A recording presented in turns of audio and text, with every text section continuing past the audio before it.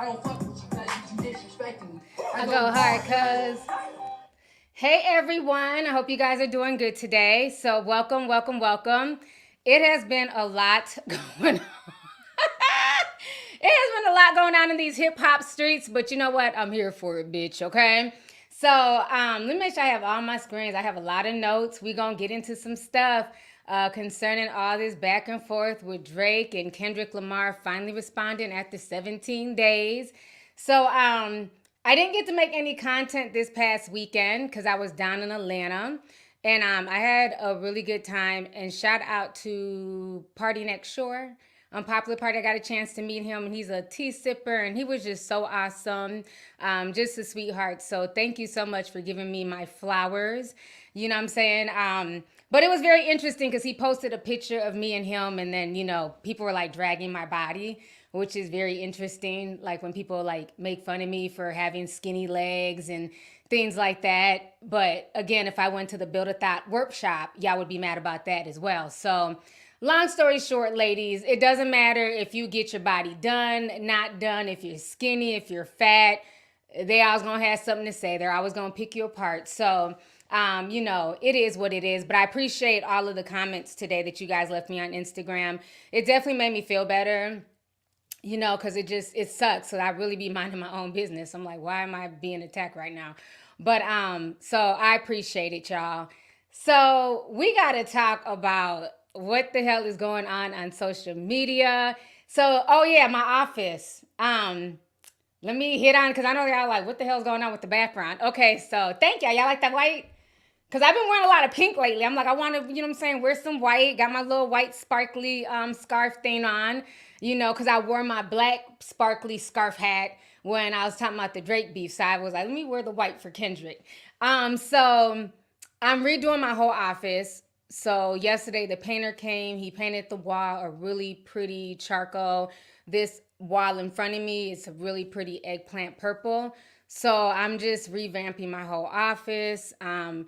For the most part, I mean, my house is pretty big, so there's still rooms I need to do, but the living room, kitchen, bedrooms are basically done. So my next focus is the office, and then eventually I'll figure out the rec room and all that other stuff. You know what I mean? I got like a whole downstairs too. I still gotta finish decorating, but you know, Rome wasn't built in a day. So when you guys move into a new home, it takes a while to get everything together. So my office was just kind of thrown together. So now I'm really taking time to make it how I want to make it, and I want it to kind of flow with the rest of the house. So I can't wait till it's finished. So yeah, that's why the wall is different now. Y'all like the color of the wall?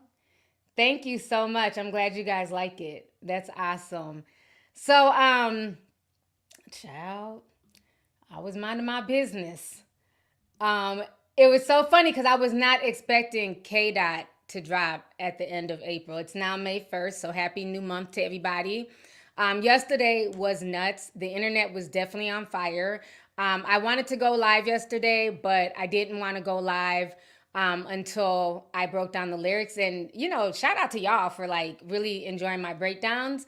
So I'm really glad that people like my take, you know, from a female perspective, because most of the guys who do like lyrical breakdowns are all guys.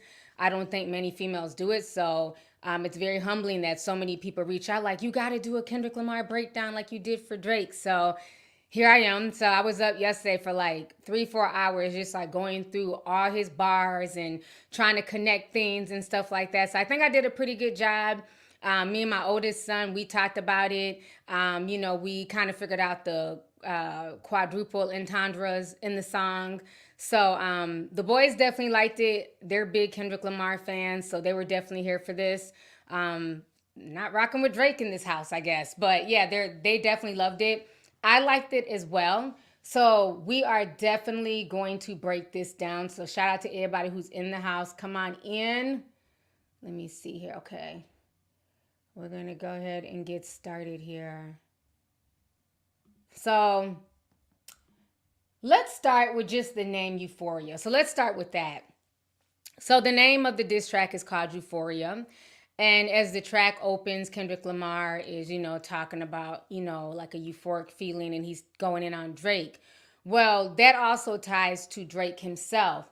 For a lot of people who don't know, you guys know on this channel, we love the show Euphoria.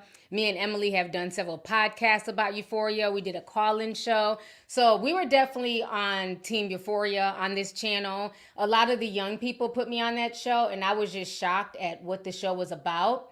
And I think there's a lot of double entendres just with him using the name Euphoria, because this was like a show about young people. And a lot of the young people, there was definitely a lot of like pedo-ish vibes. You had situations where I forget, I think Jules was her name, was messing with that older man in the hotel room, and the older man ended up being Nate's daddy. So you had a lot of these dynamics where they were like, grown adults in their 40s and 30s messing with like, younger people. So I think it was like a double entendre, like him picking that Euphoria to basically talk about a feeling of euphoria, like Drake is really feeling himself. Not only did he drop push-ups, then he came back with that tailor-made freestyle where he used Tupac's AI. So it's almost like, oh, you're really feeling yourself. You're really feeling euphoric right now. So again, just a reminder, I'm just going to go ahead and present my receipts for people who don't know about the show here. So this is just them talking about it here. Yes. Yeah, I know. Okay, she's on Euphoria. Yeah, I mean, Produced by Drake. I'm a boy. Yes, that's why I'm surprised. You don't- Jersey.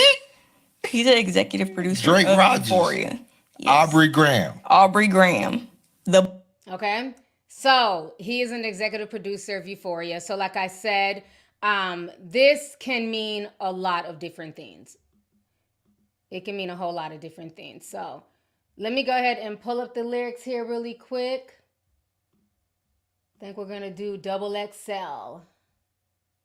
Let me share this tab and let me see here. I think we're going to do this, add this to the stage. Okay. Y'all should be able to see it. All right. Let's start. So basically, as he's opening with the opener, one of the things that really got me was as the song opens, there's like this backwards like thing, like, and I don't like things, like people know I don't like things that are said backwards or things that are repeated over and over again. Especially when it comes to music and frequencies, it just bothers my spirit. That's why I couldn't listen to the Donda song that Kanye West had. It was too many. He was just repeating Donda too much for me. And to me, that's invoking the spirit. So when I first heard him, say that line backwards, it was like, what the hell? But let's go ahead and break down why he said that backwards. So basically, let me pull that up here. It's a line from The Wiz with Euphoria. Not Euphoria, excuse me. The movie The Wiz, and Richard Pryor basically comes out and says that he's a phony once they discover that he's really the wizard. So he's coming out and talking about that. So let me share that first here. So this was like the very beginning of the track, the backwards message. Euphoria. Everything they say about me is true. Euphoria. Okay, so y'all heard that. And then this is the clip here from The Wiz. Everything they say about me is true. I'm a phony. Everything they say about me is true. I'm a phony. Everything they say about me is true. Euphoria. Okay, so that is where that came from for people who are confused about the backwards lingo. Again, when I do my breakdowns, I bring receipts. This is not just going to be me sitting here like, yeah, no, we bring receipts around here, okay? I want to prove to y'all everything that I'm coming up with. I want you guys to physically be able to digest it, okay? So now, after that part plays, it then like opens up where literally he's coming out, he's rapping really slow. He's using a sample of Teddy Pendergrass. Called You're My Latest and Greatest. So he's using that sample. So let's go back to the lyrics here. And so he's rapping, it's like really slow, like this jazz beat. And so at first it's like, okay, it's like, okay, it's like just slow, I'm like damn near nodding off. but I'm listening to what he's saying. He's almost like getting you in like a euphoric state. He's rapping really slow and subtle, and it's really relaxing, real melodic. So he's saying here, them superpowers get you neutralized. I can only watch in silence. The famous actor we once knew is looking paranoid. Now he's spiraling. You're moving just like a degenerate. Every antic feeling distasteful. While you calculate, you're not calculated. I even predicted your angle. Fabricating stories on my family front because you're hurt. Because you hurt Mr. Morale. A pathetic master manipulator. I can smell the tails on you now. So let's break that part down. What he's saying here is that basically, if you guys remember, back in 2022, K-Dot had dropped a song called Mr. Morale. And in Mr. Morale, basically, he's admitting in the song to being unfaithful and, getting with groupies and things like that. So he opens up about infidelity and lust. So he's basically saying to Drake, like, you're so predictable. I know every angle that you're going to use. You literally listen to a song, and that song is just a song. It doesn't mean that I was actually cheating on my wife, Whitney, but you took Mr. Morale, and now you're trying to spin it as if it's fact. So that's why he was saying that, okay? So now, and we're going to get to...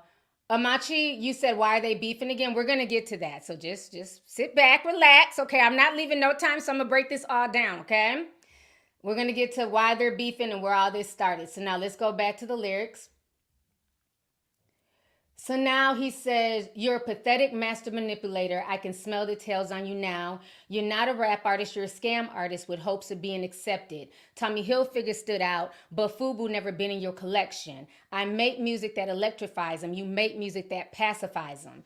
So with that, he's saying a few things here. Basically, once again, hitting on Drake being, biracial and mainly standing close to white people. As far as like business, you're next to Tommy Hilfiger, Lucian Grange. But FUBU was never in your collection growing up. Like, keep that real. And then he's saying that you make music to electrify him.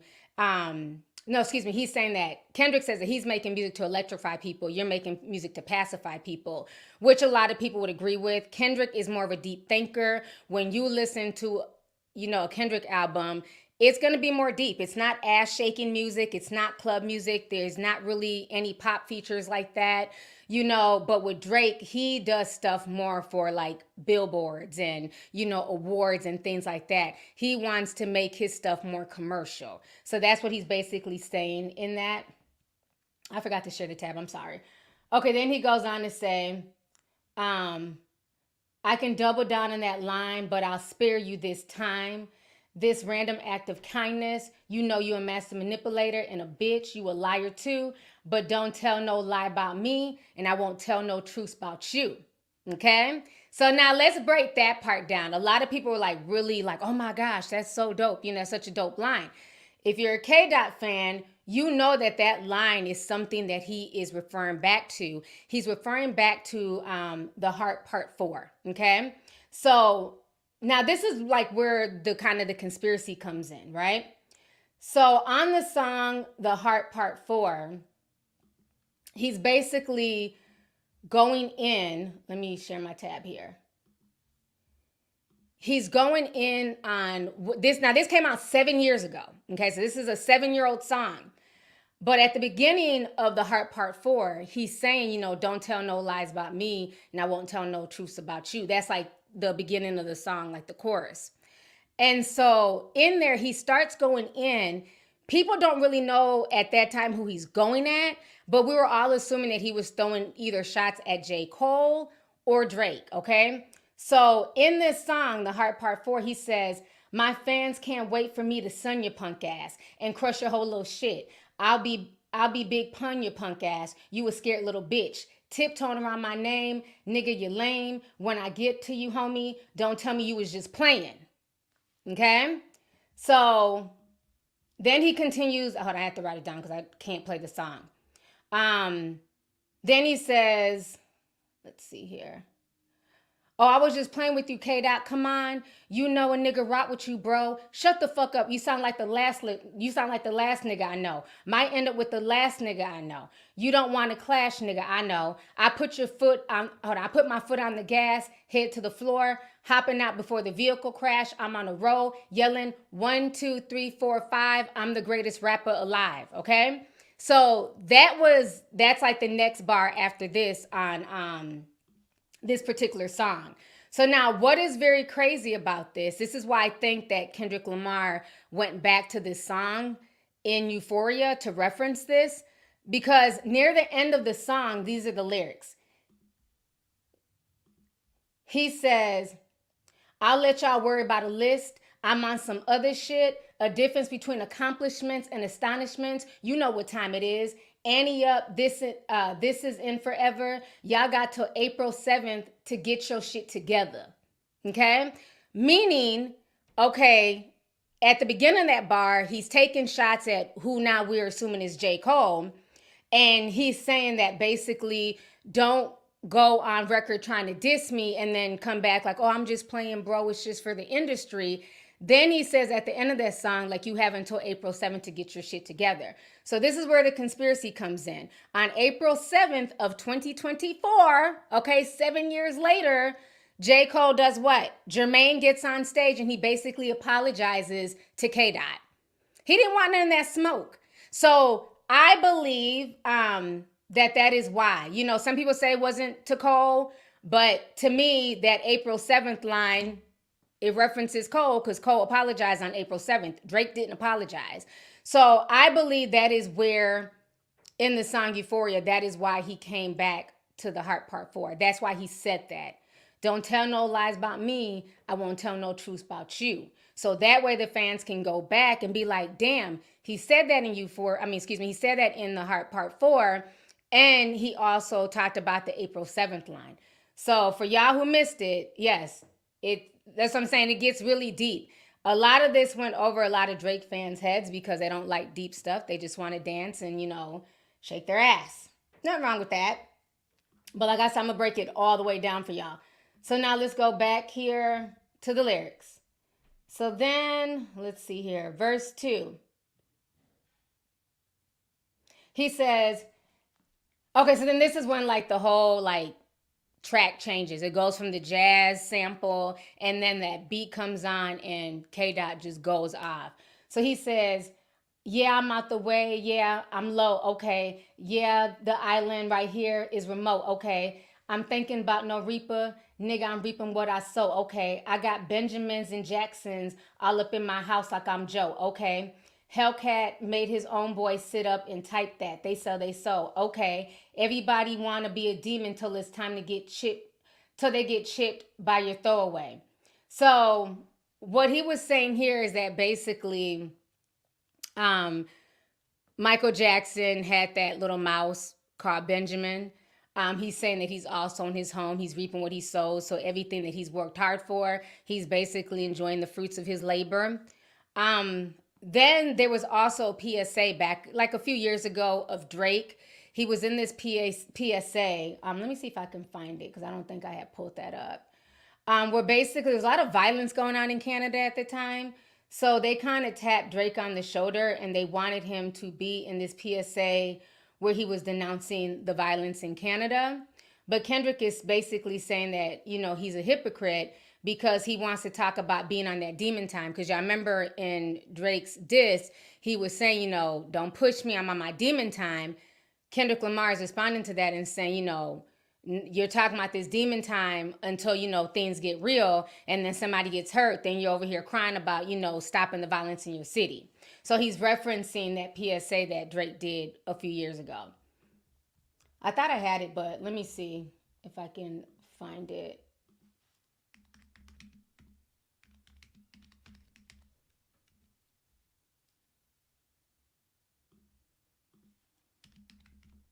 But it's like a bunch of like Canadian rappers in this PSA.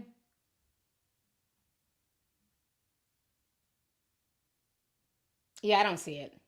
So, but you can find it on the internet. I just don't see it right this second. All right, so then he goes on to say,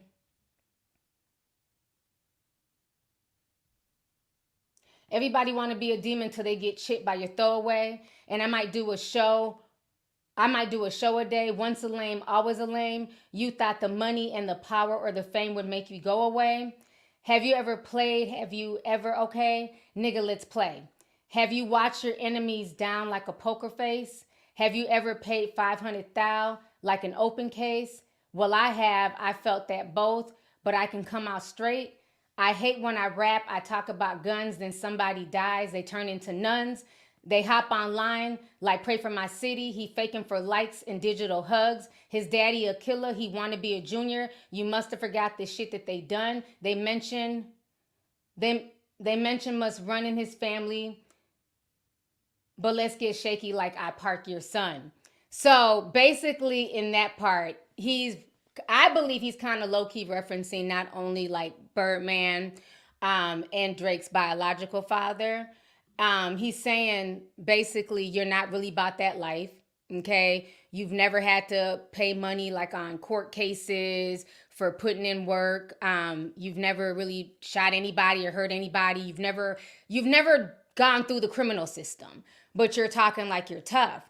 And we all know Drake's dad loves to jump in his beefs. He's always online talking, oh, they're trying to jump my son.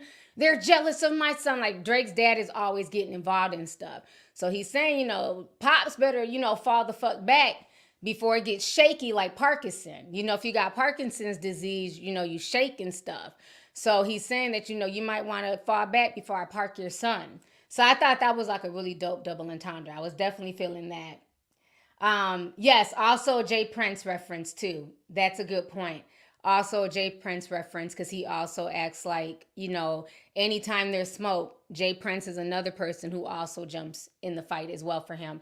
Just like when he was into a Pusha T, all of a sudden phone calls were made, Jay Prince got involved, and Drake just till this day never replied back on wax to Pusha T. So yeah, that is a good point as well. Let's see here. Then the first time I shot a Drake, the homie told me aim this way. I didn't point down enough. Today I show you I learned from those mistakes. So that's kind of a double entendre. He's talking about a Draco, which is a gun, but also calling it a Drake. And he's saying that, when he had first made that diss track a long time ago, he really should have ethered him then. But he was, was just kind of like a light tap. And his homie was basically telling him like, nah, you got to shoot to kill. You can't play with this. So he's saying now, fast forward, he's learned from his mistakes. So then he goes on to say, somebody told me that you got the ring on God. I'm ready to double the wage. I'd rather go down than let a comedian nigga make Pac turn in his grave. Cutthroat business, you got shit twisted. What is it, the breaks? I hurt your feelings. You don't want to work with me no more? Okay. So basically he's saying here, if you guys don't know, y'all know Drake is obsessed with like all these fallen, American celebrities. He has like Aaliyah tatted on his back. He bought Tupac's ring. Tupac has this star ring and Drake bought it for like several $1 million. And so he's saying that, he'll buy it off of Drake for double the price. He doesn't want some cornball Canadian, having Tupac's jewelry and making Tupac, roll in his grave. So, and I also think that's also a shot at the fact that he used Tupac's AI, his voice or whatever. And so I also think that's also a shot at that. Then he also talks about, I hurt your feeling, you don't want to work with me no more. Okay. So now, this goes back to the control verse. So this is how the beef started for the people who are asking at the beginning. So the beef started, it was this, right? Kendrick Lamar and Big Sean, I think it was like Jay Electronica, Big Sean, and Kendrick Lamar. They were all on this song called Control. And so, and I don't know if Big Sean knew that Kendrick was going to come at him as well on the verse because he low-key shitted on Big Sean as well. But this came out in like 2012 or 2013. But basically, he went in on all of like the top rap dudes, right? And so this was like a big deal. Like it was viral over Twitter. Everybody was talking about it. Let me see if I have the lyrics to Control. If not, I wrote them down.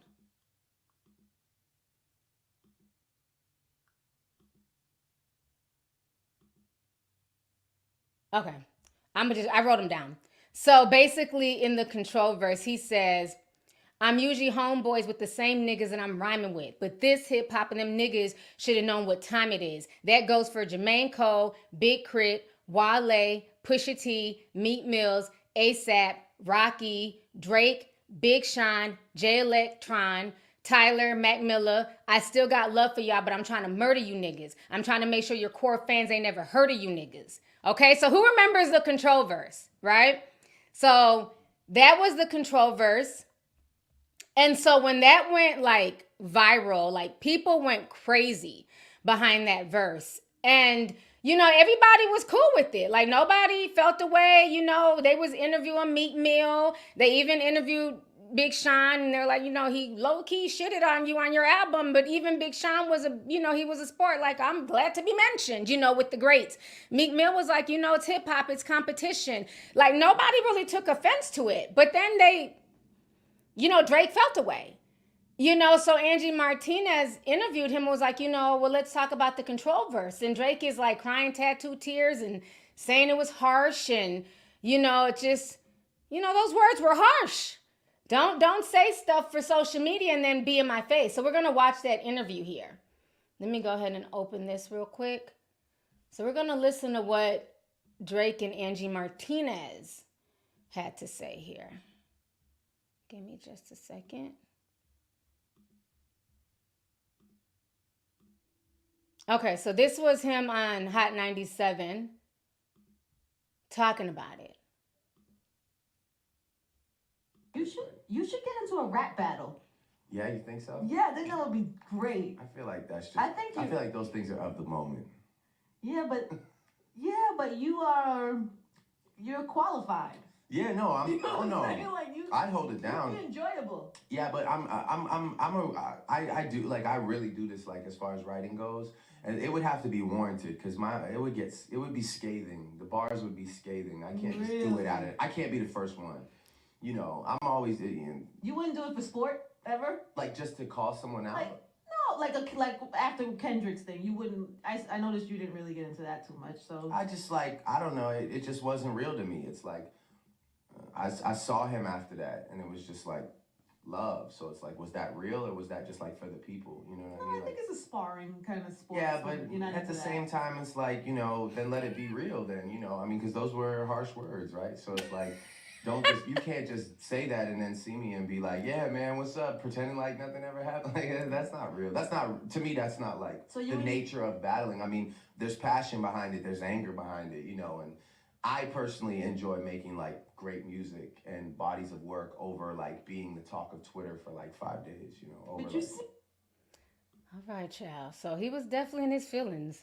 So he was not here for the control verse. Everybody else, like back then, took it as like, hey, you know, this is hip hop. This is what we do. You know, he called us out. Either you respond or shut the fuck up. Drake was, you know, running around talking about it was harsh and, you know, that wasn't real to him. So ever since then, they have not worked on any song together. The only song I think, no, they did 2 songs, but the last time they worked together was on the song Poetic Justice, which is one of my favorite, you know, songs by Kendrick, you know, featuring Drake. But after that, it was a rap.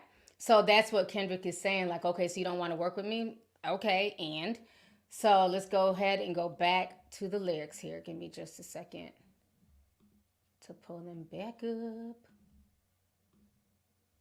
Yeah, and I'm going to break it all the way down, child. Receipts and all. Okay, so let's see here.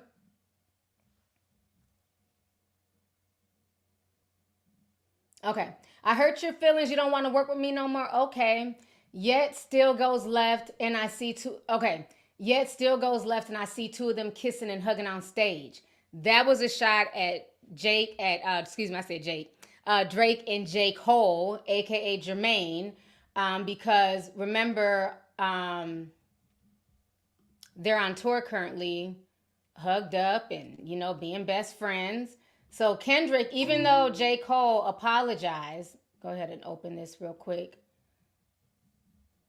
He's still throwing shots at J. Cole. So basically saying, you know, fuck your apology. Let me share this screen real quick here. This is the picture of them hugging on stage. So basically, saying that he does not forgive J. Cole, even though he apologized. So he's still throwing shots at J. Cole. Then he goes on to say, I love him to death, and then in 8 bars, I'll explain the phrase. It's nothing nobody can tell me, huh? You don't want to talk to no celly, huh? I got language barriers. There's no accent you could sell me, huh?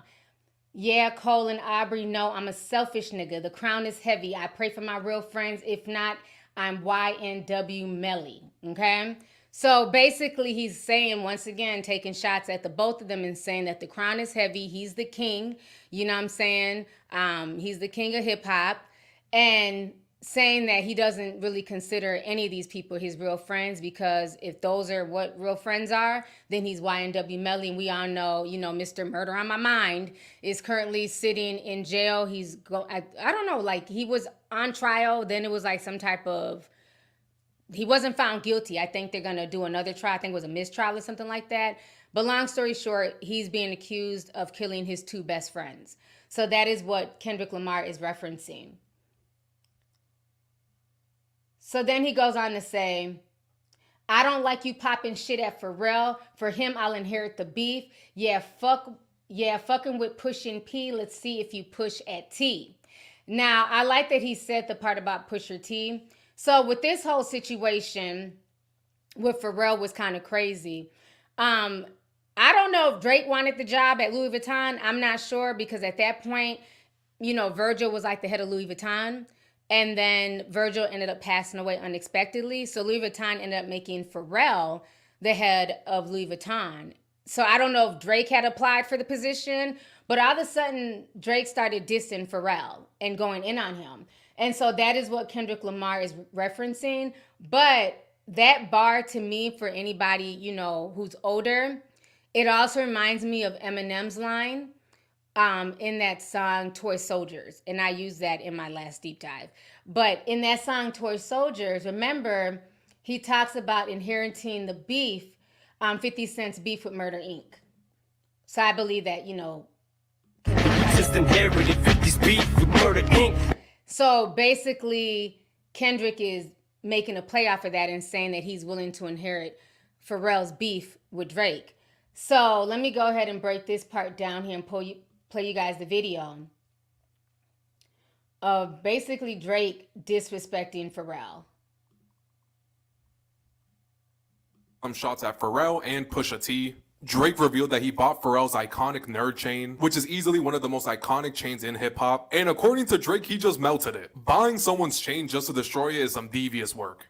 Drake has to be one of the pettiest rappers of all time. So as we all know, Drake was featured on Utopia, and it looks like he decided to take some shots at Pharrell and Pusha T. Drake revealed that he bought Pharrell's iconic nerd chain, which is easily one of the most iconic chains in hip-hop, and according to Drake, he just melted it. Buying someone's chain just to destroy it is some devious work. Drake has to... Okay, so we just heard that. So a lot of people in the culture felt the way about this. They were really upset that Drake, had the audacity to not only buy the chain, but then melt it. So I'm going to play you guys this other video. So this was like a talk. This was the talk a few months ago. I forgot to mute my screen too. So let me go ahead and do that so it doesn't echo.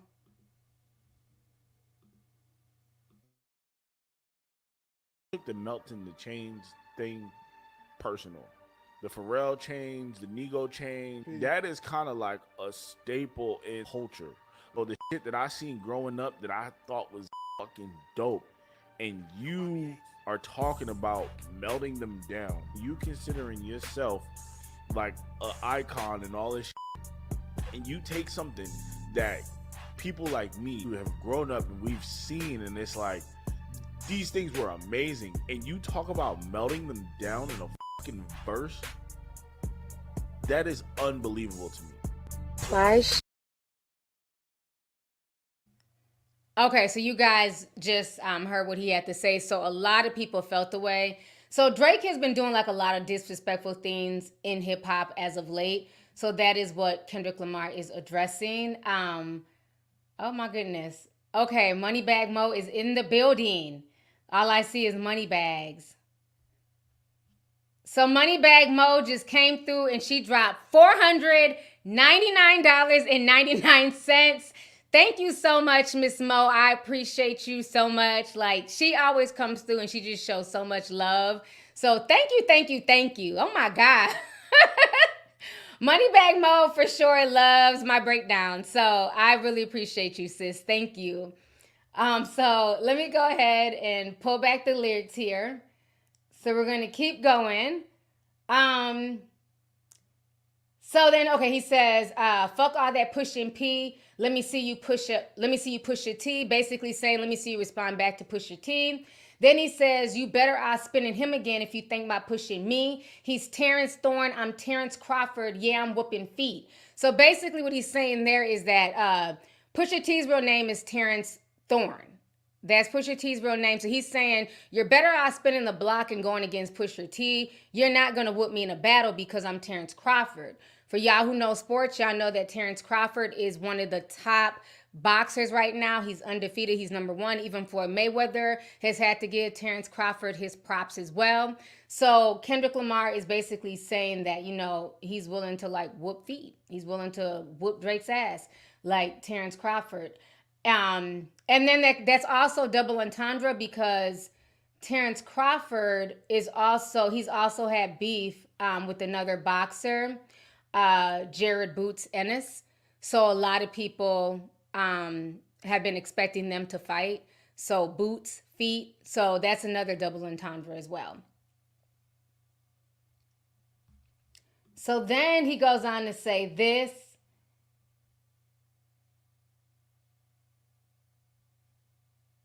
Okay, Terrence Crawford. He said, we ain't gotta get personal. This is a friendly fade. You should have kept it that way. I know some shit about the niggas that make Gunna wanna look like a saint. So as we all know, another name for Gunna is Gunna Wanna. And a lot of people don't like Gunna because they feel like Gunna snitched and he's part of the YSL Rico situation. And we're gonna talk about that at the end of the stream. Not them using my damn videos in the YSL case. That's some bullshit. But anyhow, so he's talking about, you know, he knows some people that make Gunna want to look like a snake, like a saint. Then he says, this ain't about critics. This not about gimmicks, not about who the greatest. It's always been about love and hate. Now let me say I'm your biggest hater. I hate the way that you walk, the way that you talk. I hate the way that you dress. I hate the way that you sneak this. If I catch a flight, it's going to be direct. We hate bitches. We hate the bitches you fuck because you confuse them for real women. So I love how he said that part. So basically the whole part when he's going in on Drake and saying that, you know, he hates how he talks, how he walks, how he dresses, that is a ode to DMX. If you guys remember, DMX was on the Breakfast Club a few years ago. And when he was asked about Drake, DMX kept it real. He's like, I don't like Drake. I don't like anything about Drake. I don't like his haircut. I don't like how he looks. DMX basically went on an entire rant about Drake. So we're going to go ahead and watch that really quick. So let me go ahead and play that for y'all. Give me just a second.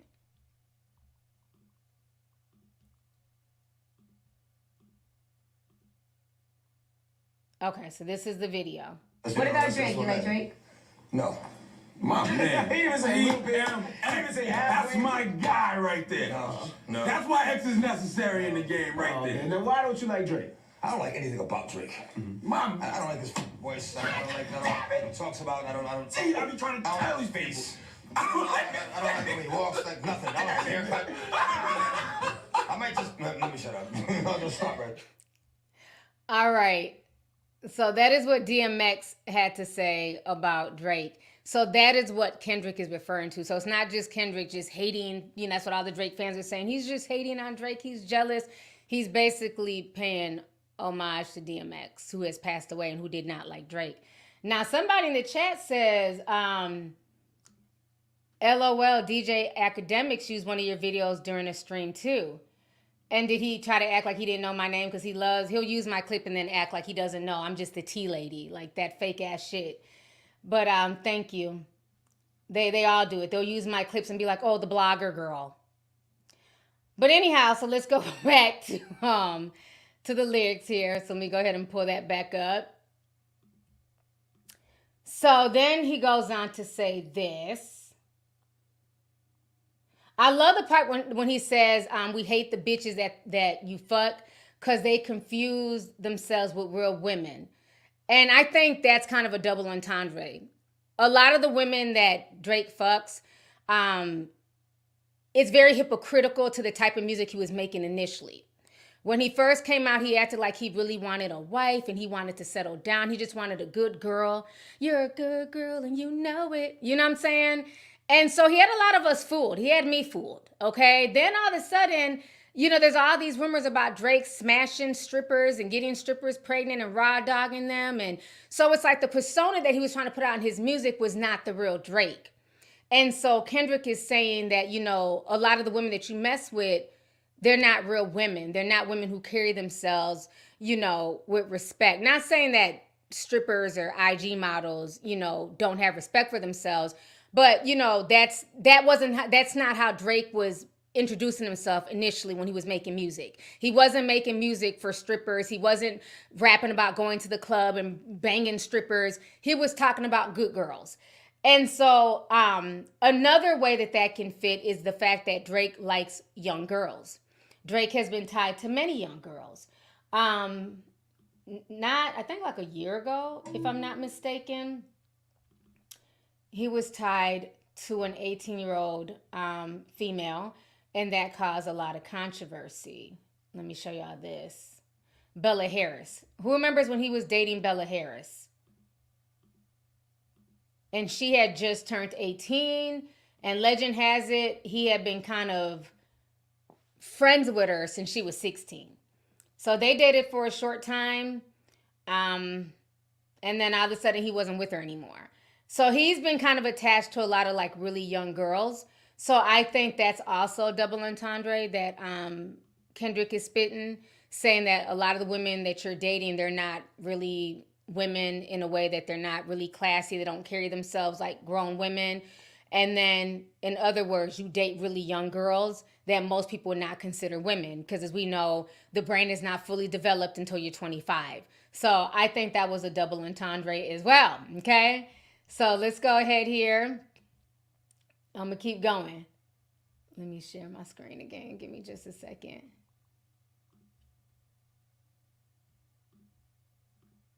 Okay. So then he says, and notice I said it's not just me, it's what the culture's feeling. How many more fairy tale stories about your life till we've had enough? How many more black features till you finally feel black enough? I like Drake with melodies. I don't like Drake when he's acting tough. You gonna make a nigga bring back Puff. Let me see if Chubbs is really crashing something. So remember when I talked about this in the last stream, when I did the last breakdown, he's saying that basically, you know, how many more black folks are you going to use in the industry, okay? We all know about the Drake stimulus package. And I think the Drake stimulus package, it first came to me, it became popular to me when he first jumped on the Migos song, Versace. Now, I'm not saying that the Migos weren't popping before them because, you know, they had the song Hannah Montana, that song, right? But I think they became a lot more commercial, in my personal opinion. I know that's when I really kind of were like, oh, okay, the Migos, was when Drake jumped on the Versace remix. And that went everywhere. Like that song really catapulted, you know, the Migos fan base. It really, it went from them being more of like a Southern group, you know, Atlanta based, to where they became more international once they got on the Drake stimulus package. And that song was just fire. Versace, Versace, Versace. Medusa hit on me like I'm Illuminati. You know what I'm saying? This is a gated community. Please say the fuck about the property. Like that song just was like, it was everything. Like everybody's verse on there was just lit. And so he's saying like, basically you literally worked with like all the black folks in the industry, and you still don't feel black enough. Everybody from the Migos to Metro Boomin, Future, Rick Ross, Kanye, you know, he's worked with everybody, Rihanna, you know, and it's like, how many more people are you going to work with? So he's also playing on the fact that Pusha T said the same thing in his diss to Drake, that, you know, that you weren't black enough, your hair didn't kink enough. So that's also kind of a play on what Pusha T said as well. So then he goes on to say this. Okay, so yeah, then he says he likes Drake with the melodies. He doesn't like when Drake's acting tough. Don't make me bring back Puff. We all know that Puff, slapped Drake down in Miami, and Drake didn't do nothing. He just had to eat that slap. So that's why he's saying that. And Chubbs is Drake's manager / security. So he's saying, will Chubbs really step up and do something on Drake's behalf?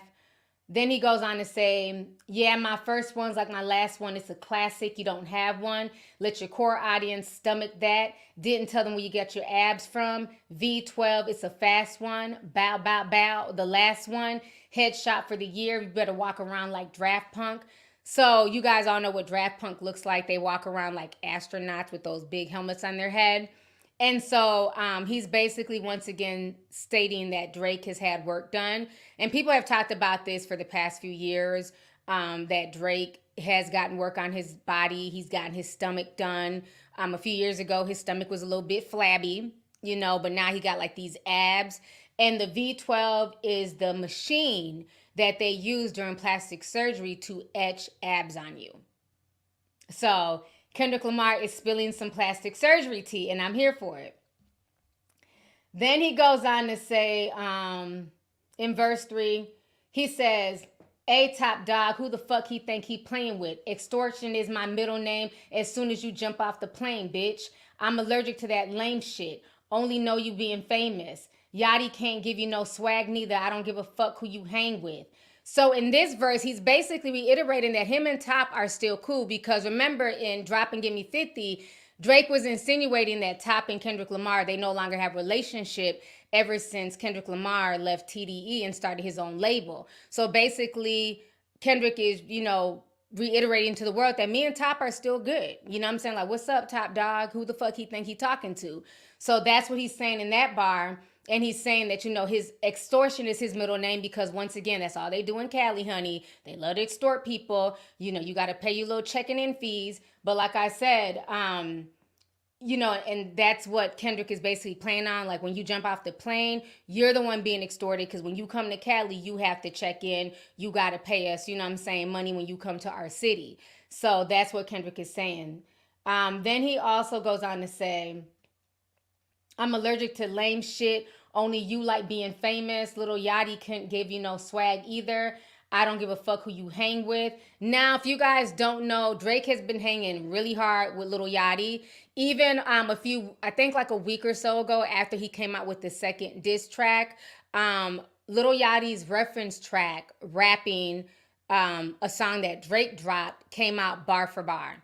And can we give Lil Yachty his props? Like, he's come a long way from Joe Budden yelling at him and shit. It gets cold like Minnesota. He's come a long ass way. Like, we gotta give him his props. I mean, he's a certified ghostwriter.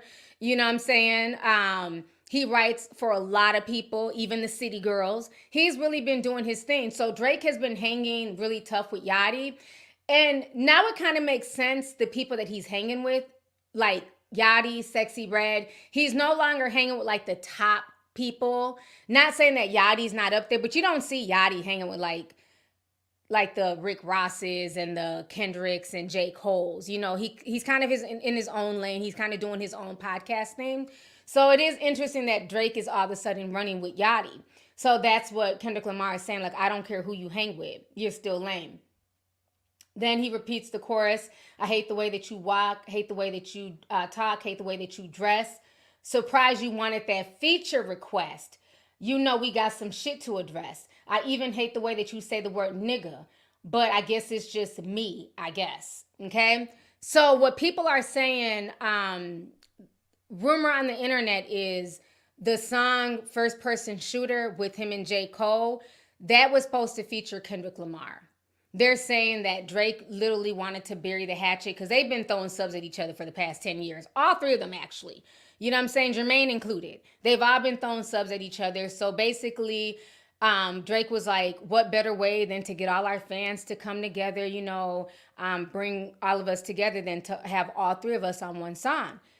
K-Dot is like, I'm not here for the theatrics. I'm not here to be famous. I'm not here for the numbers. I don't give a fuck about none of that.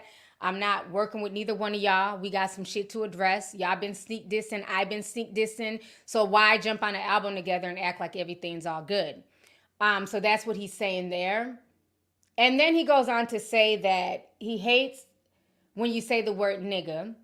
He says some shit's just cringeworthy. I ain't even got to be deep. I guess I still love to see you. I still love to see you success. Everything with me is blessed. So him saying that he doesn't like Drake saying the word nigga, I have mixed feelings with this, right? So I believe he's also referencing this video that Rick Ross found. You know, Rick Ross refuses to just not be involved in this beef. But Rick Ross, or, you know, the internet found it and Rick Ross posted it. An old video of Drake saying the word nigga. So I think he's kind of referring to this video as well. And Drake just sounds horrible saying it. Let me mute my mic. There's somebody that I was like, I used to see out and be like, yo, that's that nigga, you know what I'm saying? He's doing his thing. He opened for Jay. You know, he had records. He was killing them. He worked with Pharrell. He worked with the Clips. There's somebody that I was like, I used to see out and be like, yo, that's that nigga, you know what I'm saying? He's doing his thing. So y'all heard him. He said, that's that nigger with the hard ER. So that's what a lot of people are saying. He just sounds like a white boy trying to sound tough. Now, so this is my issue, right? And I've addressed this in the past when Bill Maher faced the whole N-word controversy and, you know, Ice Cube tried to go and chastise him and you don't have the right to say the word nigga. That's our word. We own that. It's a term of endearment. And I called bullshit. I called bullshit on it. You know, even me, I don't really feel comfortable saying the word nigga. I'm only using it in this context, right? When y'all watch my videos and live streams, I don't use that word. To me, I've never seen that word as a term of endearment. I think that's bullshit. I think that's what a lot of black people tell white people, you know, to like pacify folks. I don't think that word is a term of endearment.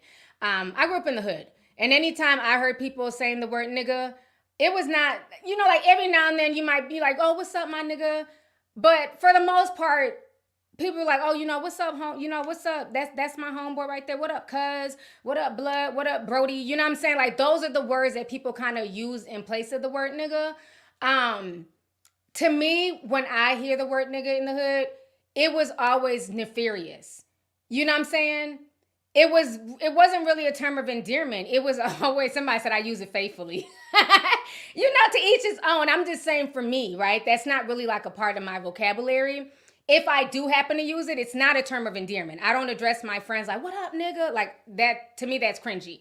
That's not how I address my friends. You know what I'm saying? Like, if I've ever used it, it's because I'm bothered.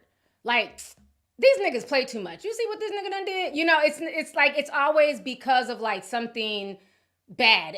It's not really a term of endearment. Like, think about it. Nigga dehumanizes that person, right? Because it's a lot easier to kill a nigga. It's a lot harder to kill a brother. It's a lot harder to kill, you know, a black man. I'm about to go shoot that black man. I'm about to go kill that brother. Nobody says that. But you will say, I'm about to go kill that nigga. Right? I'm about to go rob that nigga. So that's why I find the hypocrisy, you know what I'm saying, in that use. Even in this diss track and him saying the word nigga, he's not using it as a term of endearment. He's using it as a diss, you know, nigga, nigga, nigga. So my thing is this, right? Not to get all preachy, but y'all know how I feel about that. Like I said, and this is not to knock people. People talk how they want to talk. You know, that's y'all's business. Y'all made the word popular. Once the toothpaste is out of the tube, it's hard to put it back in. You know what I'm saying? So where does it end? If we say that Drake can't say it, even though, you know, he's half black, right? He has an African-American father. If he can't say it, then Cole shouldn't say it. J. Cole has a white mama. Lotto shouldn't say it. She got a white mama. Hell, Fat Joe's a Puerto Rican. Cardi B's considered more of a Latino. So it's like, where do you draw the line? Hell, 6ix9ine is a Mexican. And all he says is the word nigga. So that's all I'm saying. If we're going to, Doja Cat too, she's another biracial who loves to use the word nigga. So that's all I'm saying. If we're going to say that, you know, it's cringy when Drake says it, and I get it, it can be cringy, but where do we draw the line? Even Kendrick Lamar's wife, I believe she's mixed, or she at least has a mixed parent. She looks, more racially ambiguous. So I hope she's not running around saying the word nigga. I'm just saying. So where do we draw the line? So that was the only part I was kind of like, I get what he's saying, but then I also feel like he's kind of playing it up on the whole Rick Ross dissing Drake. You know what I'm saying? Because Rick Ross is calling him a white boy and things like that. So they're kind of playing that up. But again, Amber Rose is another one. And Amber Rose to me looks like a white woman. Karrueche, she looks like an Asian. So it's, y'all can say they're mixed with black and they have black in them, whatever. But when I look at Karrueche, I see a Vietnamese. I don't see a black woman when I look at her. So when she's sitting here hollering the word nigga, it is kind of weird. So that's what I'm saying. Like, do we just cut it off at Drake because he's mixed with black and white? What about people who are black and Asian, who are Blasian? What about Mexicans? What about Puerto Ricans? So that's like a slippery slope. That's all I'm saying. Yeah, even Janae Aiko. She's black and Asian too. So, I mean, well, Janae, though, she grew up in the hood. That girl will crip rock on your ass. She grew up straight up in the hood. So, I see why she says it, but I don't know. I'm just, just my opinion. Again, people can say what they want to say, talk how they want to talk. But what I'm saying is that it is very interesting, that he's bothered by Drake saying the N-word. Meanwhile, J. Cole is also biracial. Are we bothered by Cole? Or is it because Cole looks more phenotypically black? Because I'll see people attack Logic, but Logic is also biracial. But then Logic also has enough logic and common sense to understand phenotypically he looks like a white boy.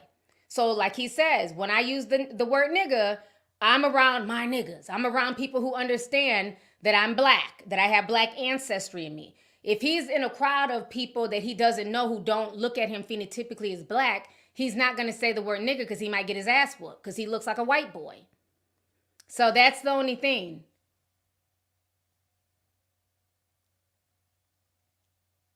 So I think sometimes like people go off of phenotypes and stuff like that. But, to me, like I said, I'm only using this word because of this context and what we're talking about. It's not a word that I just sit on my stream and be like, nigga, nigga, like, I don't like it. I just think it's just kind of a low vibrational word to me. Personally, like I said, when I do say it, it's not a term of endearment. It's because some niggas done irritated the hell out my ass and I'm ranting and raving. Okay? It ain't because like, oh, me and my niggas. Like, no, absolutely not. So now let's get back to my nigga. It's just me and my nigga. Y'all remember that damn YG song? That was crazy. I was like, I've never heard the word nigga so much. So now, so he says some shit is just cringeworthy. It ain't even got to be deep. I guess I'm still in love with your success. Everything with me is blessed. Keep me dancing, waving your hand, and it won't be no threats, okay? So basically saying, keep on making them songs like, One Dance, baby, I like your style. Keep on doing that type of shit. All this hardcore stuff, all this gangster stuff, stop.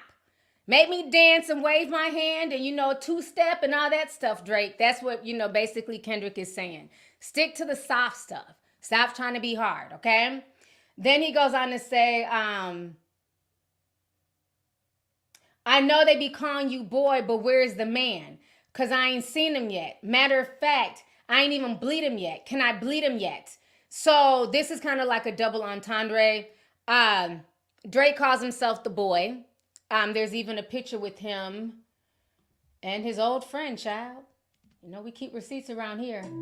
Go ahead and pull this up. I have a lot of stuff on my desktop. So this is what Drake does like to call himself. This is his old pal, The Weeknd, that's also beefing with him. He posted this. He says, Starboy and the boy on tour in Europe right now. So a lot of people know him as the boy. And Kendrick is saying, yeah, we see the boy, but where is the man? Okay.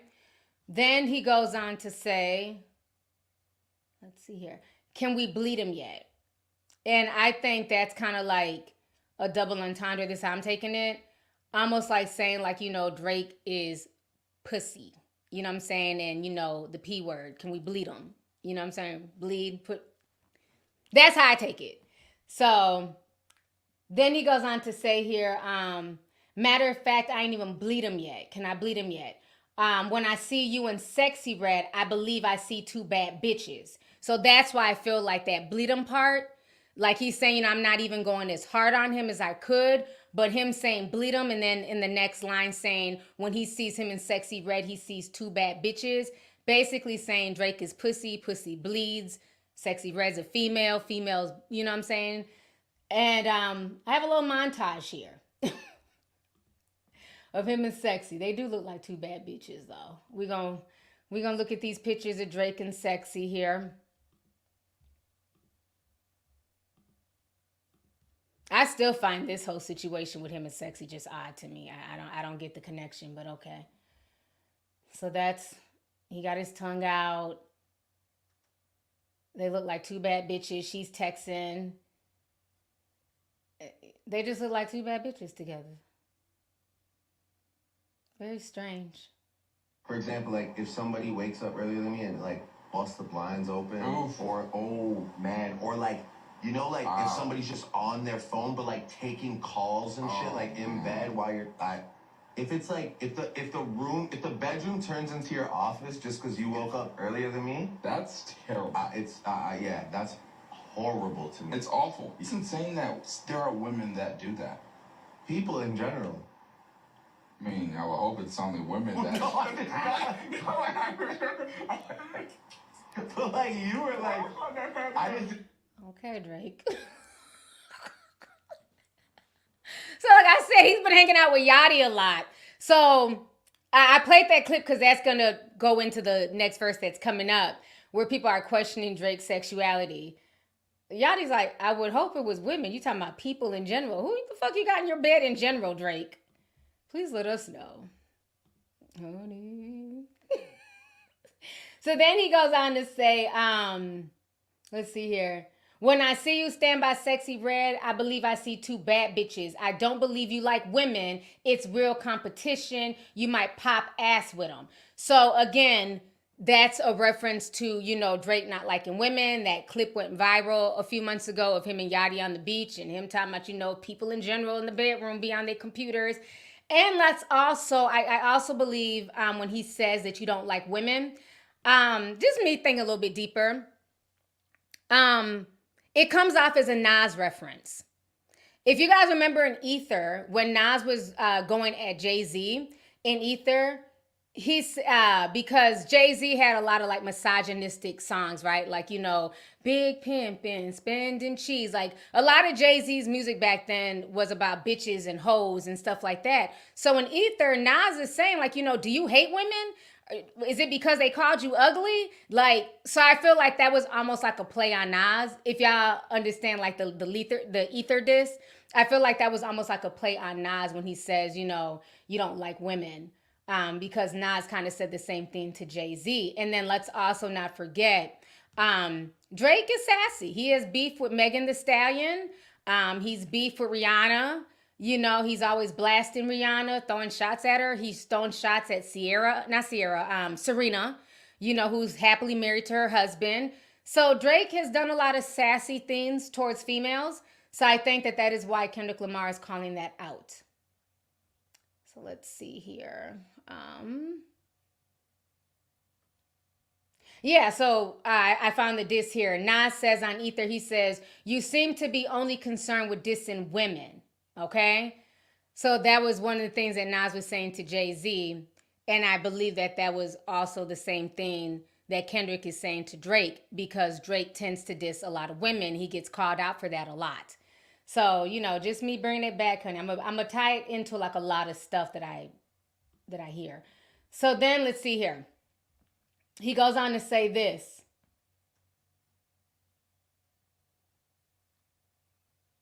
Okay.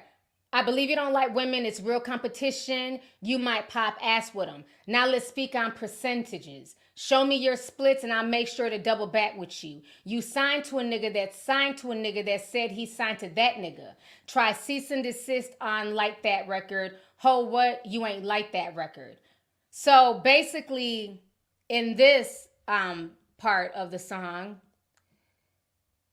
I feel like he got that line, he got that bar from Remy Ma. So a lot of people are not giving Remy Ma her props, okay? A lot of times women get left out of the conversation, but that's why I do my breakdowns, because a lot of men are not going to point that out. If you guys remember when Remy Ma was beefing with Nicki Minaj on the song Sheether, which is a play on ether, what did Remy Ma say to Nicki?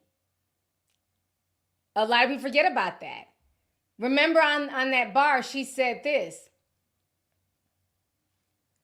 And stop talking about numbers. You signed a 360 deal through Young Money, through Cash Money, through Republic, which means your money goes through 5 niggas before you ever touch it. Any video promotions, they coming out of your budget. Endorsements, tours, merchandise, they finger fuck it. You make like 35 cents off of each ducat. I own my masters, bitch, independent. So for every sale I do, you got to do like 10. Stop comparing yourself to Jay-Z. You not like him. You're a motherfucking worker. You're not a boss like Rem. Okay? So basically, Remy Ma said the same thing in Sheether, saying that, you signed a 360 deal through Young Money, through Cash Money, through Republic, which means your money goes through 5 niggas before you ever touch it. Okay? And so that's the same thing that Kendrick Lamar is saying. Just bars. Can y'all give me my props? Can I get some teacups? Okay, so, yeah, so I don't care. Yeah, now y'all want to say Papoose wrote it. Stop. Give Remy her props, okay? But the point is, I feel like that's where Kendrick also got that line from. That's what kind of confused me in the Drake diss when Drake was talking about splits, because before he signed that major deal with UMG, that unheard of contract, he was doing crazy splits too. His pants could have very much ripped, just like Kendrick Lamar's. Because in Drop and Give Me 50, he was saying that Kendrick Lamar and Top are splitting things 50-50. That Top is getting so much of Kendrick's money. So Kendrick is basically saying the audacity of you, somebody who was signed to Young Money, Cash Money. Okay, and we know how shitty that label ended up being. Tyga has talked about it. Drake hasn't really dissed them, but, the shits were definitely shitty on, Young Money, Cash Money. So that's what he's referring to, like, the audacity of you to talk about splits. And you were signed to Baby, who has ripped off Lil Wayne. Lil Wayne has even had to sue Baby. So I thought that was cool that Kendrick brought that up, but definitely got to give Remy Ma her props. Because she basically said the same thing in Sheether to Nicki Minaj. And then Nicki Minaj, ran and got with Nas, and then Nas took the song down. But that's a whole nother video, okay? So now, let's see here. So then he says, try to cease and desist on the Like record. Ho, what? You ain't like that record? Back to back, I like that record. I'm going to get back for the record. So in that part, he's basically talking about Drake pulling a cease and desist on Kanye, because a lot of people said that, it was BBL Drizzy that got Kanye's song taken down off of YouTube. That happened like literally within a few hours of the song being posted, or like a day later or something, it was taken down. So he's referencing to that, the cease and desist. And then he's also referencing Drake's back-to-back record. So this is where a lot of people missed it. If you really understand where he's coming from, he's calling Drake a hypocrite. He's basically saying, how dare you try and cease and desist Kanye West when he's coming at you? This is supposed to be a diss, you know what I'm saying? When you went at Meek Mill you didn't even give Meek Mill a chance to respond. Remember when him and Meek Mill went at it, he dropped back to back, and then he came back and dropped Charged. He dropped Charged Up first. Then he came back with back to back. So basically, Kendrick is saying in so many words, how dare you hit us with a, their team, because, they're all against Drake. How dare you hit Kanye with a cease and desist? But Meek Mill never hit you with a cease and desist. Meek Mill let you rock. Okay? And then he's also saying, like, he's also kind of playing in Drake's face and saying, I like that back-to-back record. Because remember, back-to-back ended up being a commercial hit. This was the first diss track that was ever nominated for a Grammy. Who remembers that? Let me see if y'all remember this. Remember this back in 2015? I was living in LA at the time. Let me share this tab. Drake's back-to-back is the first ever Grammy-nominated diss track. Okay? And don't get me wrong, back-to-back was fire. I love that diss track. It was really good. So he's basically saying, like, you're a hypocrite. Meek Mill let it rock. So much so that you were blessed with a Grammy nomination off of a diss track. That's never happened before, and it hasn't happened since. Unless you want to include Taylor Swift, because she disses all her exes. And she wins Grammys. So, yeah, back-to-back was a bop. So that's basically Kendrick is agreeing with that. He's saying, back-to-back was a bop. But you out here sending cease and desist. What if Meek Mill did that to you? You wouldn't have, that Grammy nom. That's how I took it anyways. So then he goes on to say, why would you try and call around and get dirt on a nigga? Y'all think my life is rap? That's whole shit. I got a son to raise, but you don't know nothing about that. And he just starts mocking him. So remember, Pusha T was calling out Drake for this. Pusha T was saying that Drake was going around trying to get dirt on him. So let me go ahead and pull this up here. Who remembers this when Pusha T and Drake were battling? Pusha T called this out. This tweet is still up to this day. He says you got 100K floating around for info. Can't no amount of money create skeletons that don't exist. Hashtag I'm upset. And that's Drake's song. So he wrote that back in 2018. So Kendrick Lamar is basically referencing and basically co-signing what Pusha T said back in 2018, that Drake be putting money out to get dirt on people. So let's go back to the lyrics here. So then, this is like a really long diss track. I'm sorry, it's like 6 minutes. So we're almost done. Okay, so he said, that's whole shit. I got a son to raise, but I can see you don't know nothing about that. Waking them up, you don't know nothing about that. Telling them to pray, you know nothing about that. Giving them tools to walk through life day by day, know nothing about that. Teaching them the most, take all the discipline, listen, man. He don't know nothing about that. Speaking the truth and considering what God's considering, he don't know nothing about that.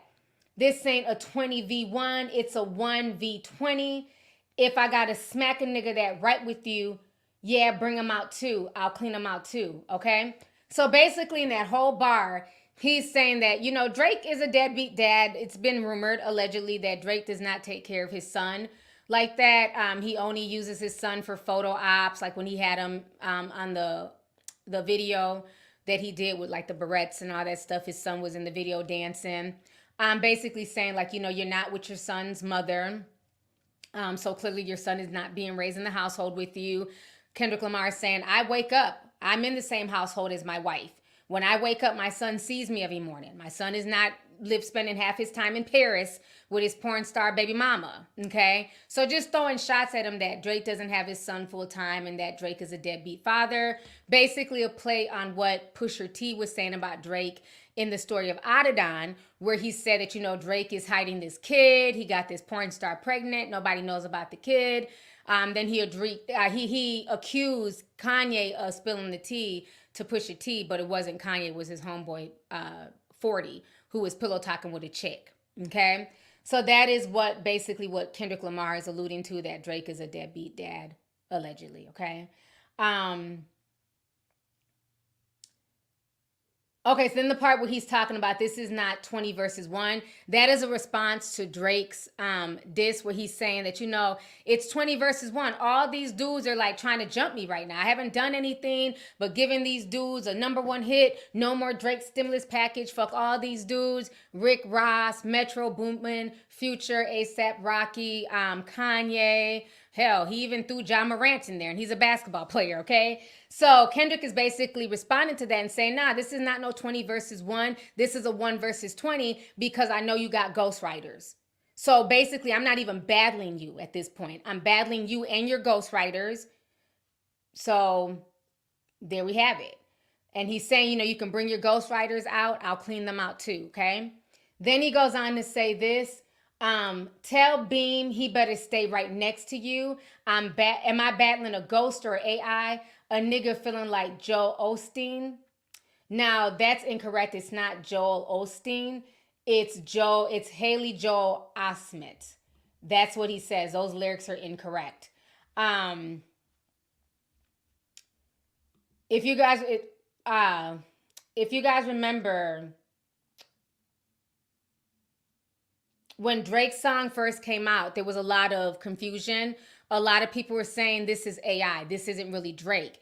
And remember, The Weeknd had called out Drake a while ago because The Weeknd was like, Drake is always leaking his songs and then trying to act like, it was AI. It wasn't me, it was a leak. And a lot of people say that Drake does that because he tries to like feel the temperature. So basically what they say is that Drake will leak a song. And so if the internet is like, this shit is whack, this is trash, then he's like, oh, it was leaked. Somebody leaked it. Somebody broke into my studio. But then if the song's a bop, then it's, oh yeah, it took me forever to write that verse. You know what I mean? So that's what he's alluding to. He's saying that, my battling Ghost, the ghost of Tupac, AI, he's saying all of that. And so the little boy, his name, Haley Joe or Joe Haley. What is it? Is it Haley Joe? I thought it was Joe Haley. Because some people trying to say that it was Joe Osteen, but I don't think that's what it was because then he goes on to say this, right? The next verse is this. This is why I think he's just talking about the little boy. He says, am I battling a ghost or an AI nigga? I'm feeling like Joe Osteen. Funny, he was in the film called AI, and my sixth sense is telling me to off him. Okay?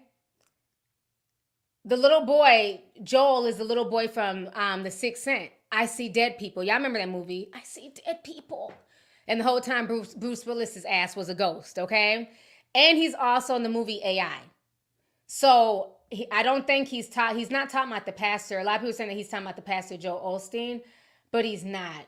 He's talking about the little boy Joel. Let me see if I can pull up his him being in the AI movie. Haley Joel Osment. That's his name. I just think when those lyrics were being written out, they missed it. Here he is. Let me go ahead and share my screen. Him.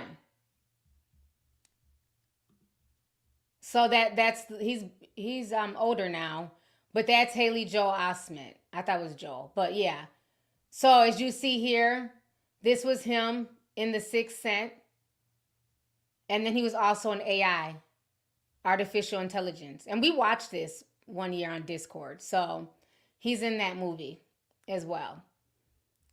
So he's not talking about the pastor. A lot of people are saying he's talking about the pastor. He's talking about that little boy. Oh, hold up. I clicked on something.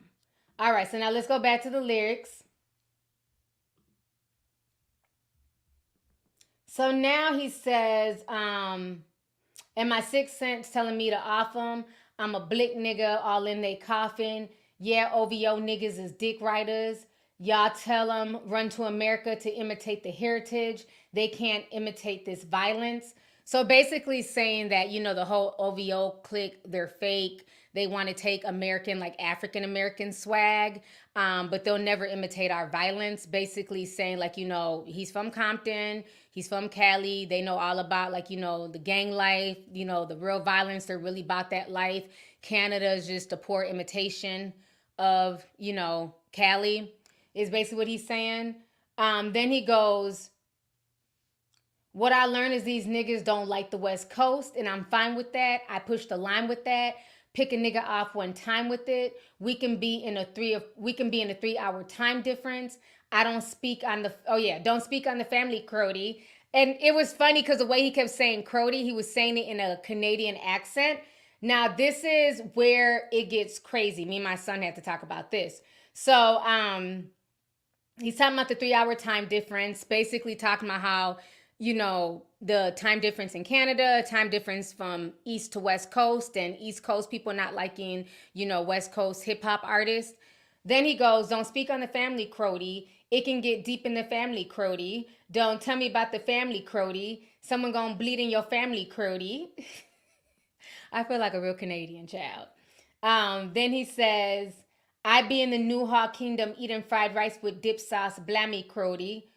So basically, then he goes on to say, tell me you cheesing, fam. We can do this right now on the camera, Crody. Okay?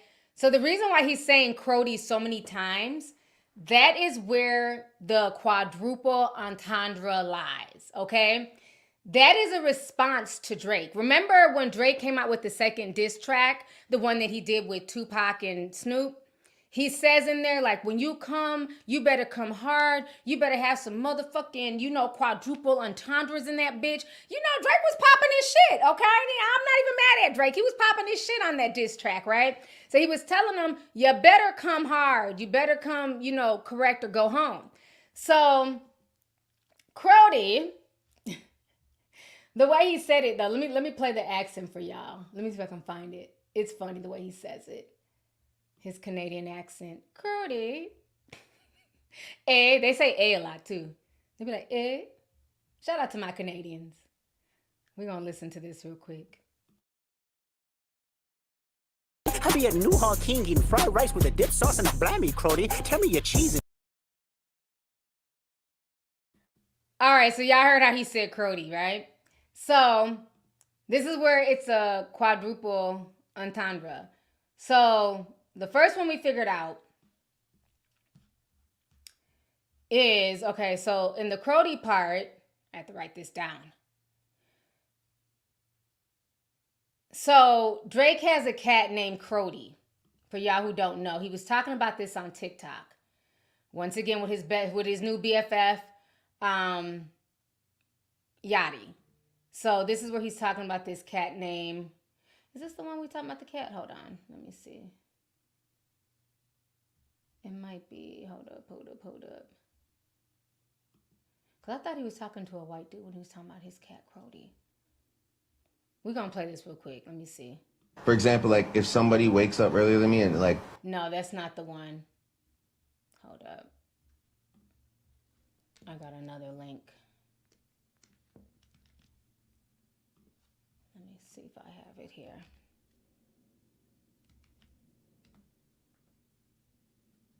Oops. Oh, this is it.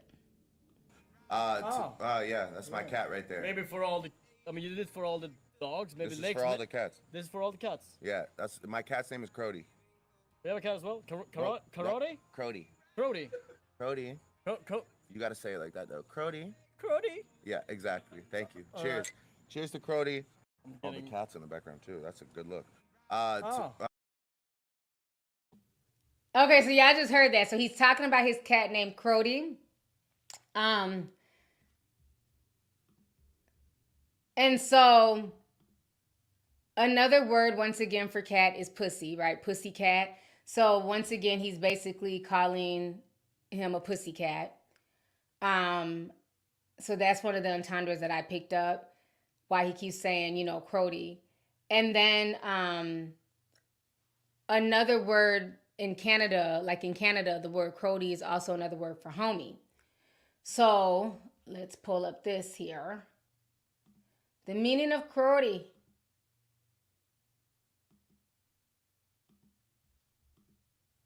Okay, let me share this. So crudity. I like my Canadian accent. Crudity. That's what these things I say like that. So the meaning of crudity is saying it's the Crip version of Brody. And usually refers to a friend popularized among non-gang affiliated individuals through the rap music. So, you know how like a lot of Bloods say Brody? They say that in Canada, the Canadian Crips, they say Crody. And then his cat is named Crody. And you know what that kind of reminds me of? Y'all remember back in the day when Suge Knight and Tupac were on the set of California Love. And remember, Suge Knight had that big-ass pit bull named Damu? And he was beating that damn dog. Damu, sit down! Shut up, Damu! He kept yelling at the damn dog. Damu, shut up! Who remembers when he kept going off on Damu, the dog? Well, y'all also know, like in Cali, Damu's another like offset of the Bloods. So basically his dog, you know what I'm saying, was a Blood. He named his dog after the Bloods, the Damus. Y'all remember that in that video it was like behind the scenes footage? I don't forget shit. And Suge Knight was going off on that damn dog. Damu! Damu! I said, not Drake trying to be like Suge Knight, honey. He said Suge Knight got a dog named after a Blood. I'm going to have me a cat named after some Crips, honey. Drake is so sassy. Y'all remember that? Okay, Ray. Ray said he remembers that. It's from back. It's an old clip. He kept yelling at that damn dog. Damu! Damu, shut up!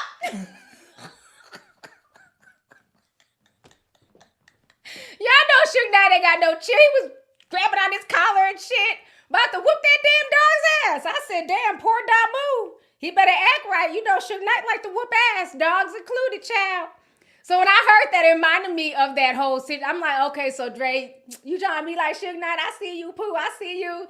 So yeah, I don't forget shit. I don't know. I just don't forget stuff. So when he was saying that, you know, I have a cat named Cruddy. Cruddy.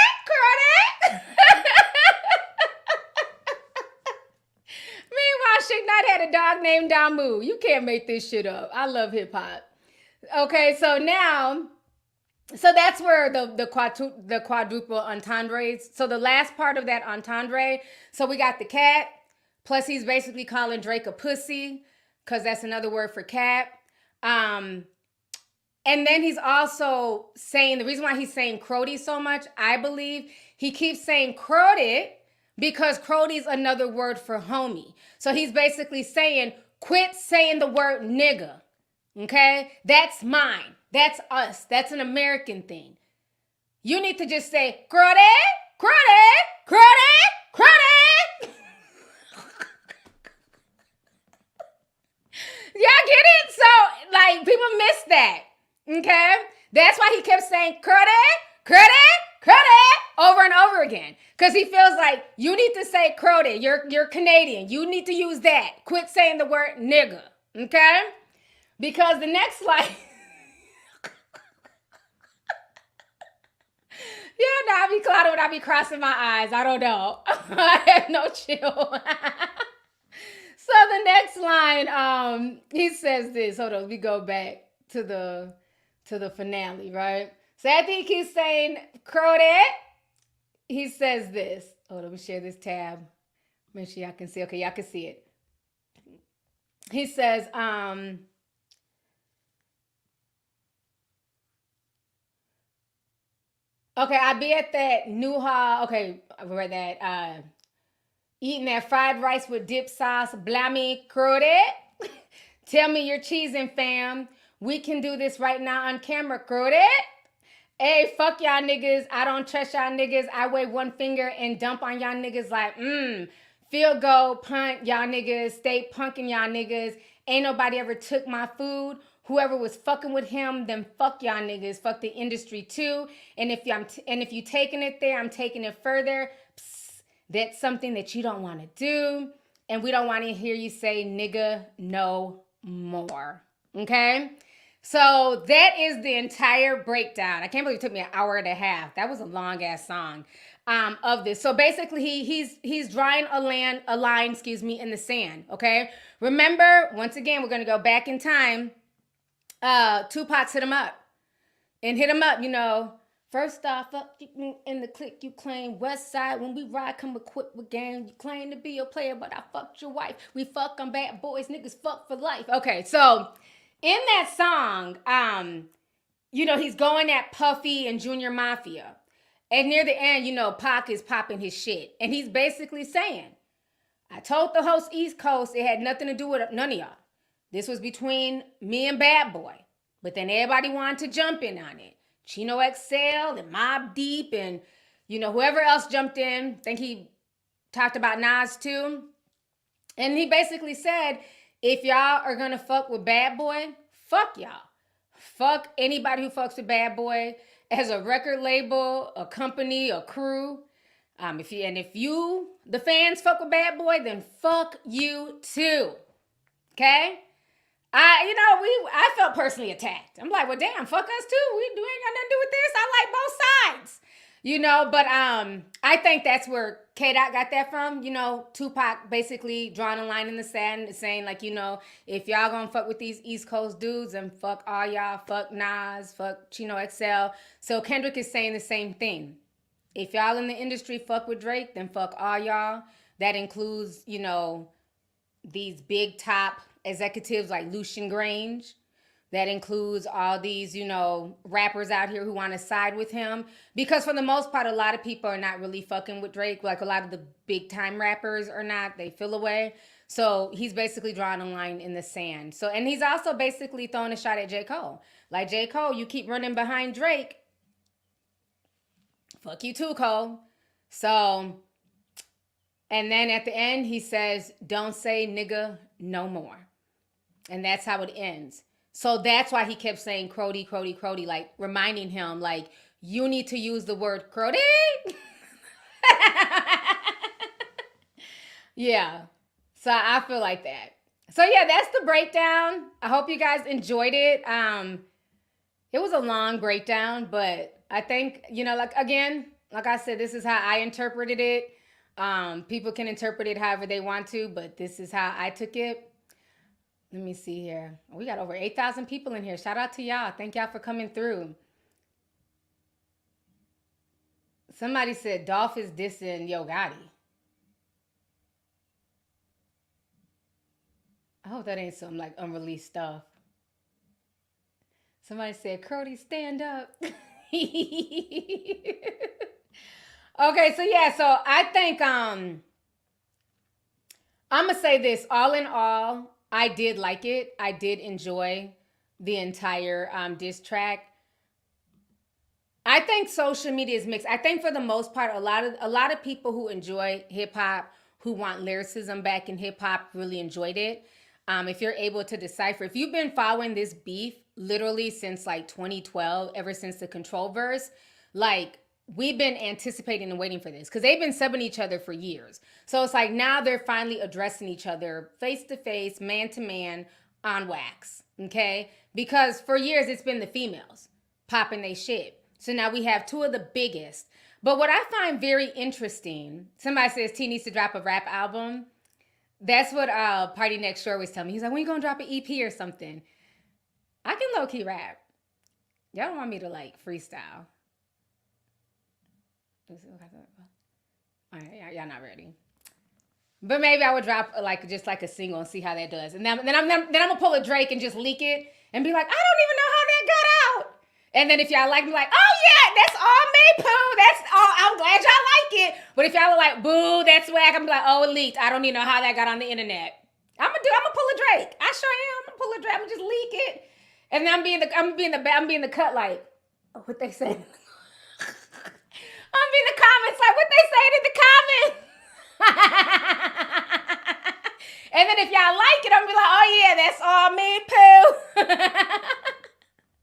You know what I'm saying? Don't have me go back in the studio. But so for me, I'm gonna say I did like it, But I think it was almost so deep. It definitely went over a lot of Drake fans' heads. They're like, it's too deep. If you got to break it down that hard, I don't like it. So you have some Drake fans who are just like, nope, they don't like it. But I think a lot of people really liked it. I think overall, a lot of people like it. People are saying, oh, he took too long. He should reply back in, 24 hours. Why? It's been, let me see, about 6 years. Has Drake replied back to Pusha T? Because Drake fans keep acting like Kendrick had to drop the next day. Kendrick didn't have to drop when Drake wanted him to drop. He wanted to take 17 days to come up with a full masterpiece. That was a full body of work as far as like a diss track. Everything from the title, him naming it Euphoria, the connection to Drake with being a producer on there, the backwards with Richard Pryor. Like, come on. He really had to think that out. That is like a real artist. So I'm glad that he took his time to respond. He responded. I love the fact when it came in, it was kind of slow and boring. He's rapping on the jazz beat, and then he just like went hard. He just went in. And I loved it. I was here for it. But I do feel like he didn't throw all the daggers that he had. I think this was more like a warning shot. But depending on what Drake says back to him, he's probably ready to just like let loose. I do feel that. So let me go ahead and read some of these super chats. I see a lot of people have been sending them. Let me read some here. Once again, thank you, Moneybag Mo. I really appreciate you, sis. Let's see here. Shelby sent $4.99. She sent a super sticker. Thank you. The Donut Show says you fine and sent $9.99. Thank you so much. I appreciate it. Thank you. Nia sent $4.99, says I can't wait to watch the playback. Love you, T. Love you too, and thank you for coming through. Shy Guy says, T, you look beautiful. Thank you so much. I appreciate you, Shy Guy. May the Realtor sent $9.99, says you're looking good, TT. Thank you. Sharice sent $10, says Shiro from the Discord, we outside. Thank you. Shiro was one of the first people to tell me. And then my phone started blowing up. Let me show y'all this shit. Do you know that they're using my videos during the YSL trial? My videos, they didn't get no permission. This is how I know these people don't have no damn case against Young Thug. I'm minding my black ass business. Shiro tags me in the Discord, and then my phone starts blowing up. And then the lady was so disrespectful, she had the nerve to call me a female blogger. I'm a female blogger, but bitch, you sipping this tea. You know who the hell I am to be able to find this. Let me pull this up because I sent it to my computer. So I have it on my computer, and then I also have it on my Instagram. Let me pull up my Instagram. Y'all got to see this shit. I was blown away. Like, no, they don't have me on this YSL Rico situation. They literally took my content and they're playing it during Young Thug's trial. We're going to watch this together here. Give me just a second. Let me share my screen. I couldn't believe it. There we go.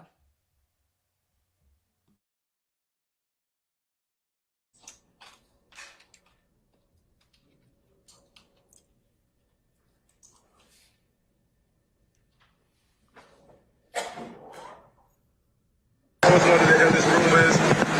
And like, that's crazy. Is it really? It up a little bit so the court can hear the question posed.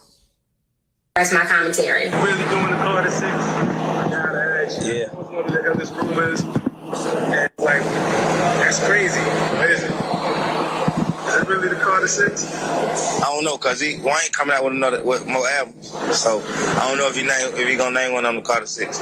It depends on what he name his album. But if you leave that lane open. Yeah, I'm going. Carter 6. Carter 6 to 10. He did 1 to 5. I'm gonna do 6 to 10. Just watch it. Okay, that was 45 seconds to 1 minute and 10 seconds. And then the next segment is 1 minute and 59 seconds to 2 minutes and 13 seconds. Before you go on again, let me hear that one more time, please. Yes. I'm going to start right before, but we don't intend to play the female blogger. Now that's why I take offense. So, bitch, you want to come steal my shit, right? My receipts, my videos, but then say the female blogger. The female blogger is Lovelyti. You took that shit off of my page. Like that's the shit I don't like, is like just like the disrespect of, you're literally using content that I created, that I put together for your case, but then I'm just the female blogger. Like the disrespect. This lady literally, let me show y'all this other clip. She literally went through my whole, like used clips from my whole video from a few years ago when I was talking about the beef between Lil Wayne and Young Thug. Because, you know, I've always covered hip hop. I was doing this before a lot of these damn fellas even got on YouTube, quiet as it's kept. But they let it act like I don't exist, meanwhile sipping on my fucking tea. So this is me. They're playing my shit in the courtroom.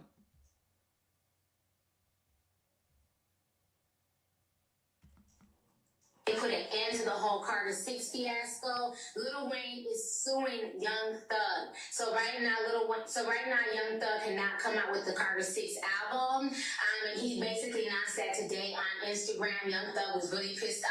Go ahead and check out what Young Thug had to say about the situation right here. Can't name the mixtape Carter 6 because these fuck ass niggas trying to sue. Shit like some hoes. Big old blood, so I'm going Carter 6. On the fucking way.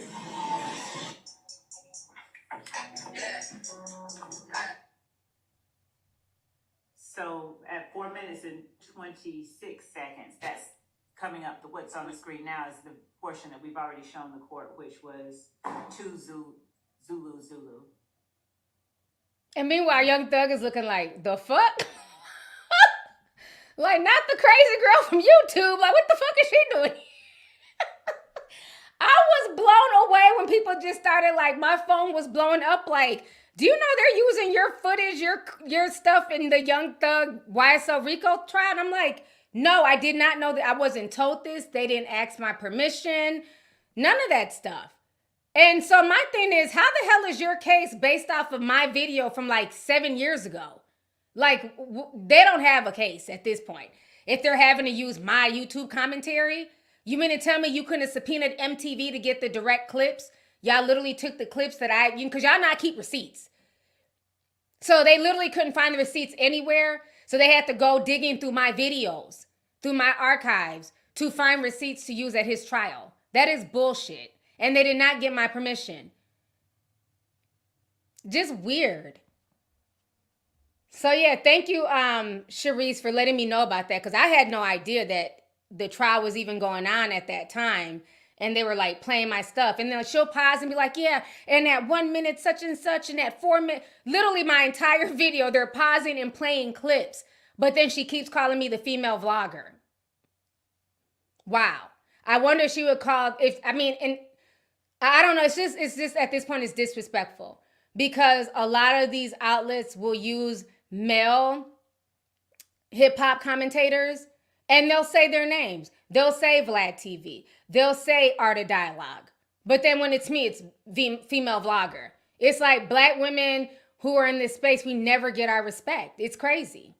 I'm like, bitch, you're literally using my work for your case. And you can't even like put respect on my name and saying, oh, we're not going to play Lovelyti right now. Just weird and messy.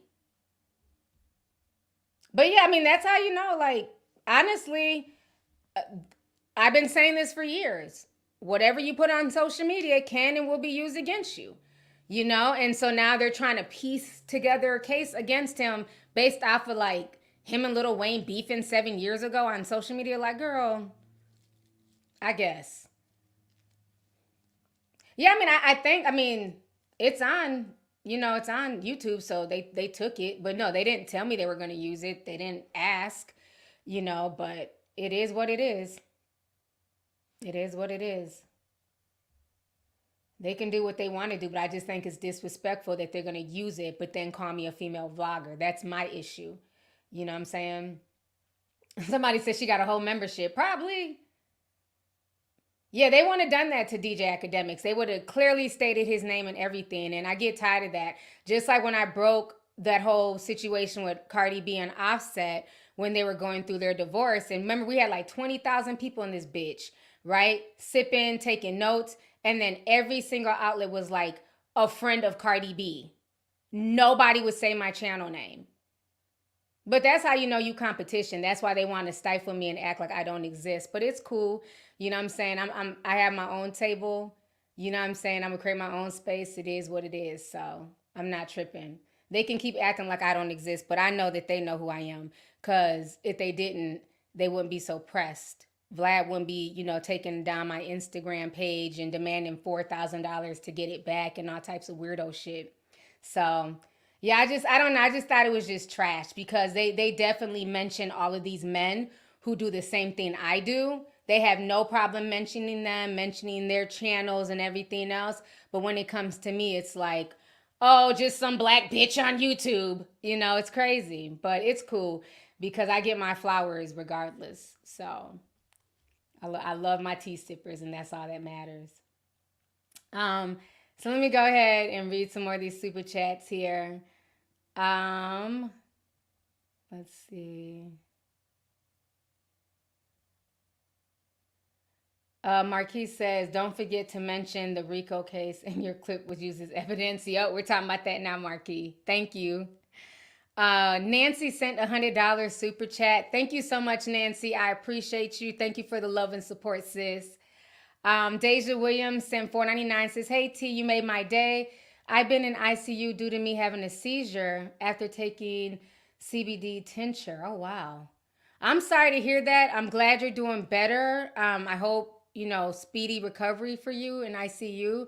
So I'm glad that this live stream could cheer you up. So thank you for coming through today, sis. Let's see here. Andrea Stanton sent $9.99, says, what's your opinion on what happened to the teen in Philadelphia? His name was Justin Johnson. Was he the boy that got chased? I don't know if that was him. I saw something on TikTok yesterday. A young man was chased by some white boys, and then he ended up having like a heart attack. I don't know if that's him or not. He was like 17. I'm trying to see.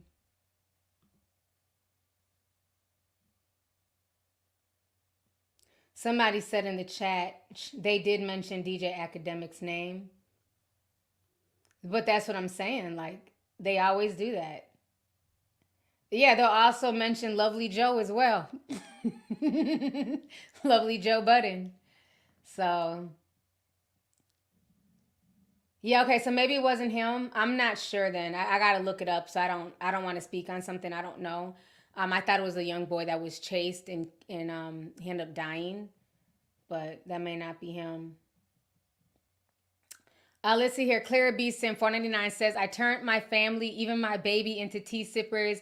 Love you and God bless. Thank you so much. I appreciate you. Thank you guys for the support.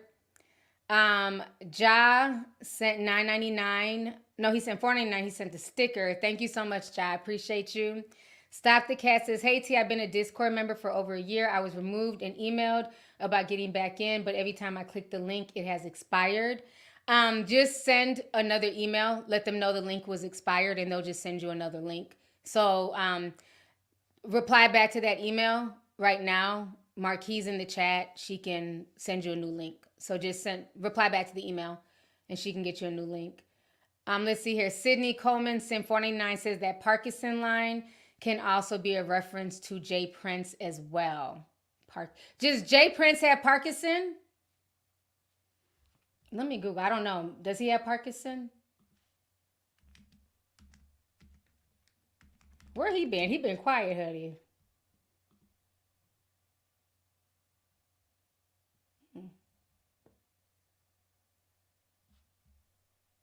Jay Prince Parkinson. Looks like everybody's Googling it.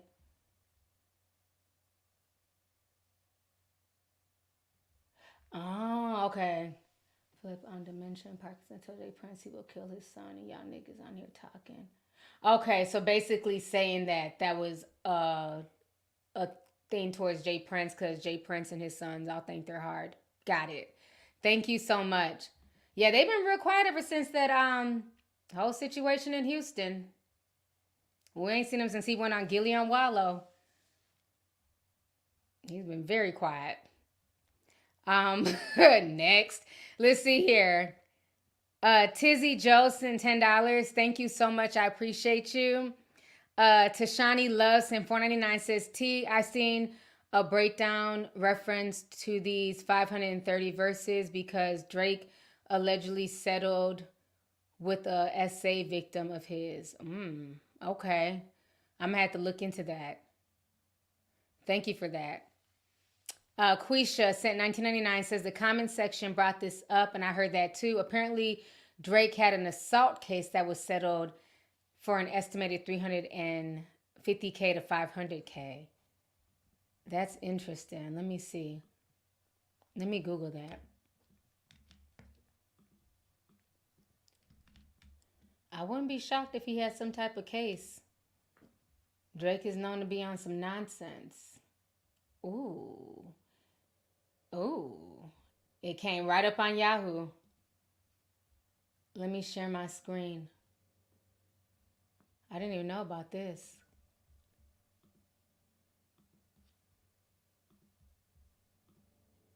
So this is what people are saying.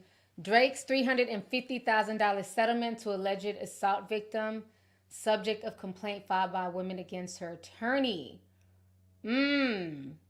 Privately paid a settlement of $350,000 after negotiating with the star, has now filed a complaint against her own attorney, which lays out graphic details of the incident. However, Drake's team believes she's lying about the incident and have now contacted law enforcement to investigate. If she's lying, why did he settle? She says, on January 28th, 2018, I explained to him that I was sexually assaulted by rapper Drake and how Drake forced me to the bathroom how Drake forced me to perform oral sex on him. It wasn't ordinary oral. It was more of a fetish. Oh, wait.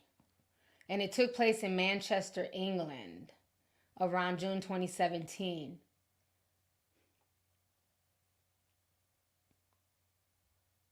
Oh, wow.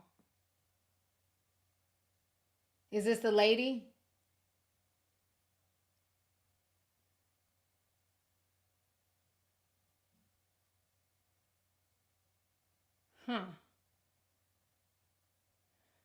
Laquana alleges she was blindsided by Drake after the hip-hop star filed a lawsuit against her for civil extortion, emotional distress, fraud, and defamation, and abusive process. In the suit, Drake claims he and the Instagram model hooked up at the hotel after a concert where the two had consensual sex. Specifically, Layla also voluntarily, seemingly happily performed oral sex.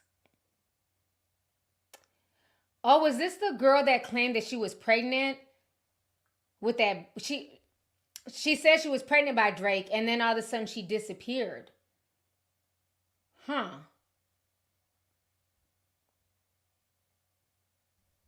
That's interesting. So Drake definitely be on some dog ass shit. But again, that's what happens when, he chases after BBLs.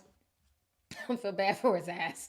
That's what Kendrick was saying. Like, you chase after these women who be on, nonsense, and then you find yourself in these goofy situations. So yeah, I didn't know about that case. Wow. Thank you for the tea. I appreciate that, Quisha. Let's see here. Ronald Harvey says K-Dot also took shots at Drake in his BET Cypher freestyle in 2013. Check that out. Yeah, he did. I've heard that before. They've been throwing shots at each other for years. 4 years. So that's why a lot of people are just happy that, they're finally just getting it off their chest and being vocal about it and being upfront. So, but that was a really good cypher. He killed it. Summer Williams says Beyonce's song's daughter is scary. A lot of people are saying she definitely killed Kate. Yeah, I haven't heard the song.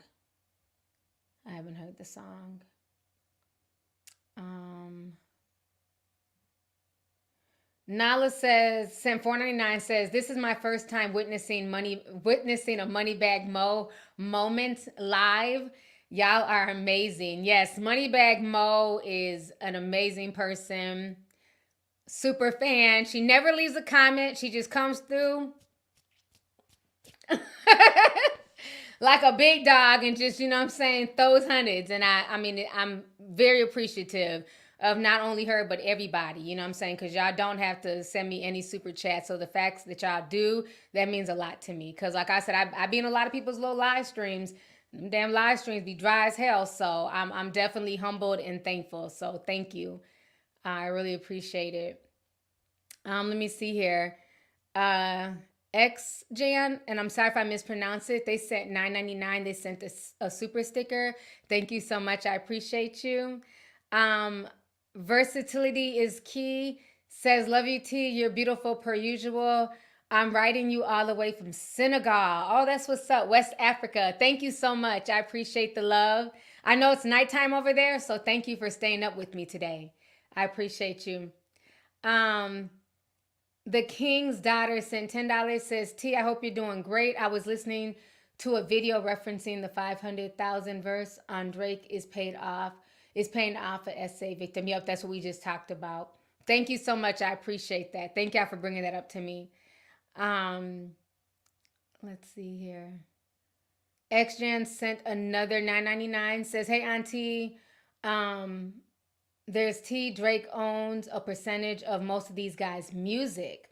Possible explanation as to why the industry is turning on him. Okay, let's talk about that real quick. I do think there's something happening in the industry. When I was like kind of going over Kendrick's verse, just like I was going over Drake, just because I'm a feeler for things, right? I kind of felt like there's a frustration. There's definitely a frustration that the fans don't necessarily know about, but it's a lot of stuff going on in the industry. Like I've been saying for a while, the industry is dying in the current format that it's in. Everything is. We're witnessing a low-key new era, right? So even now, the influencer bubble has bust. A lot of people do not like or trust influencers, which makes sense because a lot of them are trash. Let's keep that real. And they've taken advantage of their fans and their supporters. You know, they make money and then they shit on the same people who got them to where they're at. So a lot of people over the influencer thing where they're like, oh, go and buy this. And, you know, this is the best thing ever. And it's like, no, you're just trying to hawk some bullshit to me. They don't do live shows. Y'all know, like I've given back to my fans, like, you know what I'm saying? In big ways, like events and I make them affordable, where a lot of times I lose money on the events, which is fine. You know what I'm saying? But where it's like, I'll do a whole weekend event, tea sippers, I'm renting out the entire club. We're doing dinners, you know what I'm saying? With 200 to 400 people. So I've always been the type, like, I can't feel like, I don't care how many subscribers I get. I don't care if I ever get to 1 million, that all of a sudden I'm up here and the people who got me here are down here. That's insane. You're nothing without your fan base. You're nothing without your supporters. So a lot of things are going on in this whole industry, right, that we call celebrity. You have the Hollywood industry, movie industry dying. They're on life support. Television industry, same thing. Plus with all of the layoffs, the strikes that happened earlier this year. Now we have the music industry. Do you guys notice how many artists are currently dropping albums in the past month? Just in the month of April, how many artists are dropping albums? Everybody's dropping albums. It's like these people are so desperate right now. They're just trying to put out music. It's just quantity, not even so much quality. Just, I got to put out music. I got to put out music. Even with these beefs, I got to keep it real. Even these beefs somewhat seem calculated as well. When I go over Drake's lyrics, I feel a sense of he's upset. He's getting a lot of animosity. He's tired of these guys coming at him. He's seeing the jealousy. when I go over Kendrick's verses and I'm reading it over and over and I'm feeling his energy, I get like, he's comfortable, right? You know, we've all made a life for ourselves, but there's also a worry in the back of all these people's minds. Because if this ends tomorrow, what else do I have? What else can I do? And so for them, it's like, can I continue to keep my lifestyle? Can I continue to sustain this? And I think that's where a lot of the anger and animosity is coming towards Drake. I would not be surprised if Drake has some type of percentage in a lot of these people's catalogs. Drake is the chosen one at this point. And we've been saying that from the time he came into the industry. Where did he come from? He came from Degrassi. He's from Canada. He was able to play both sides. That's why I didn't really agree with the whole white boy rhetoric, the whole, you know, oh, he's a white boy, he's a white boy. As much as he was using these black dudes for street cred, they were also using his closeness to white people. Because like I said in my previous breakdown, a lot of people can see themselves in Drake, right? So the white kids can see themselves in Drake, Latinos, age, because he's ambiguous for the most part, you know, whereas they're not necessarily going to see themselves in like a Meek Mill or a Rick Ross. When I say chosen, I mean chosen by the industry, not like, you know, nothing spiritual. I'm just saying by the industry, because he's able to play both sides. He's ambiguous. You know, he brings the Jewish half, the black half. So he's like the industry's dream. And then let's not forget, he got one of the biggest deals I've ever personally seen them give any rapper, a $400 million deal. Who gets that? How's he able to just get that deal? One rapper, he's able to get that deal over a, you know, of course they didn't just give it to him all in one sitting, but he's getting that deal over his lifetime. Whereas all of these other rappers, like with Spotify and Apple, they have a certain budget, right? Even with us podcasters on Spotify, there's a certain budget, and all of the budgets were cut this year. When I first started on Spotify doing my podcast, we were starting off at $15 CPMs. Now our CPMs are $9. I'm not complaining. I'm grateful. God is still good. But the money's not moneying. So Drake is able to get this solo huge deal from Lucian Grange and, you know, people who see themselves in Drake. Meanwhile, all these black artists and indie artists, here's a set allotted amount of money, and you guys have to eat off that pie. So imagine, let's take this into the real world, right? It's you and your coworkers, y'all are all working customer service. All y'all are doing the same job. Everybody's in the studio, well, not studio, everybody's on the phone taking calls, right? But there's this one particular coworker, and you find out they're making $50 an hour for doing the same exact job you're doing.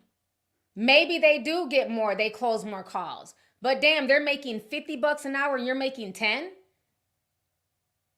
It's a slap in the face. So I think that's where a lot of the animosity and the anger is coming from. And this is why they're steadily trying to bring him down a notch and remind the real fans of hip hop, at the end of the day, this is a white boy. This is some, you know, mixed kid. He shouldn't be saying the N-word. We've allowed him to become too comfortable. They're taking, you know, American swag, African-American swag, and they're Canadian. So I think that's why they're really trying to break him down and bring him down a peg. Because right now the money's not moneying. And everybody can act like, oh, you know, Rick Ross, you know, I have all these houses. And don't get me wrong, he has amazing investments because he's not making money off his music like that. Rick Ross was smart because he understood investments.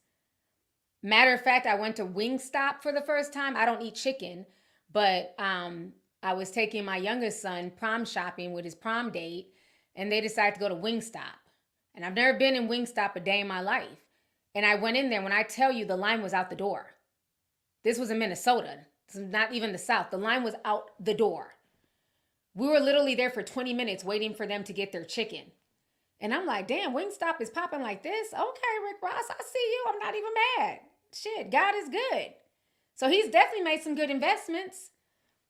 You know, so I think that that's the issue right now is some of them who maybe were not able to make certain investments and all they really have is rap.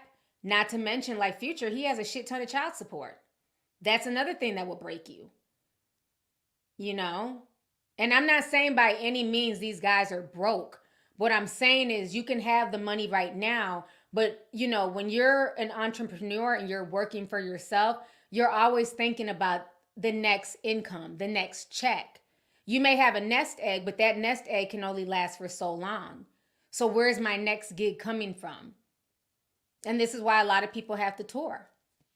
As tired as they may be, they have to tour every night for months at a time because they're not making money off of streaming like that. And then now with this whole AI situation, I also feel like the industry is using Drake to usher in AI. That was a part of that whole Tupac thing. And I even said that when I was talking about that in my last stream, that I didn't respect the whole him using Tupac's AI. Like, if you're going to do a diss track, just do a diss track. You've done it before. He did it with Back to Back and Charged Up. And I like both those songs. He didn't need to use the Tupac AI. And the fact that he got sued by, well, he's possibly getting sued or the estate threatened to sue him lets me know that he didn't have permission. So you think that the industry will allow their biggest star to be that sloppy and not get permission from the estate? They did it because they see the big picture. They were willing to take that risk of the estate possibly suing them because they know they're trying to usher in this AI. And the way that AI is making music right now, compared to even a year ago, is scary. There was, I was on Twitter yesterday. Somebody posted a Drake response. I knew it wasn't Drake's response, but I went to listen to it. You couldn't have told me it wasn't Drake's voice. It was that good. It was that good. You couldn't have told me it wasn't Drake's voice. So imagine if that's all you know as an artist. That's, you know, all you know is singing. All you know is rapping or writing lyrics. And now that's being threatened. Now what? But again, this has been happening in the regular sector for a while now. And remember, I said this 5 years ago, Tigrodamus, as much as I hate when my predictions come true, but I said this 5 years ago. I said when one of my very first live streams was about automation. Because I remember somebody sent me a super chat and they're like, what do you think about automation and, you know, where technology's going? And I said, you know, a lot of people laugh and they say things like, I can't wait for fast food workers to be replaced. You know, fast food, I can't wait till the robots replace all these McDonald's workers. And I'm like, be careful what you wish for. What makes you think your job is not replaceable? And then what happened? Yeah, we got some AI robots making pizzas and we have, you know, whole computerized McDonald's where there's really no people behind the counter. It's all robots. But who were the first people to really lose their jobs? People in the tech sector. The same people who built the technology. Remember Bing? Got rid of their whole AI team and took over what they developed. White collar people. People who do graphic design. People who work in the industry. Because now robots, you know, Midjourney. Now they can just draw for you. I don't have to pay an artist. I can just use Midjourney. So it's very interesting that when it was regular people being affected and possibly losing their job to AI, nobody really cared. But then once the industry started getting affected, now we're having real conversations. Because see, first they got rid of background people. And doing background work, it's not easy. You're on set just as long, if not longer, than the actual actors. And that's a real job for some people. Background work fed me many a nights when I lived in LA. So now they have AI that can just get rid of background. We don't have to pay background people anymore. We'll just put them in via AI. We'll just put them in, via automation. So now their jobs are lost. When the writers went on strike, the actors really didn't care. That was on the Screenwriters Guild. Oh, well. And the writers were saying, look, we're being replaced. Our jobs are being replaced by Chat GPT. We need y'all to stand with us. And most of Hollywood didn't until their jobs were threatened. So I don't know. It's a really slippery slope. And I think the same fear that people are feeling in the real world with their jobs, like somebody said in the chat, even in nursing, you have these robot nurses now as well, that are doing the work. You have robots doing operations and things like that. So just the way that regular people in the real world are nervous about their jobs and possibly being replaced, the same thing is happening in the industry. And I think that's where a lot of this anger and animosity is coming from, because Drake is sitting pretty. Remember when the ghostwriter came out,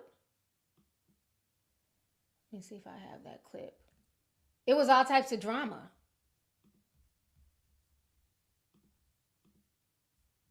They were pissed. That's why I feel like at this point, this whole ghostwriter thing was a psyop. Remember him?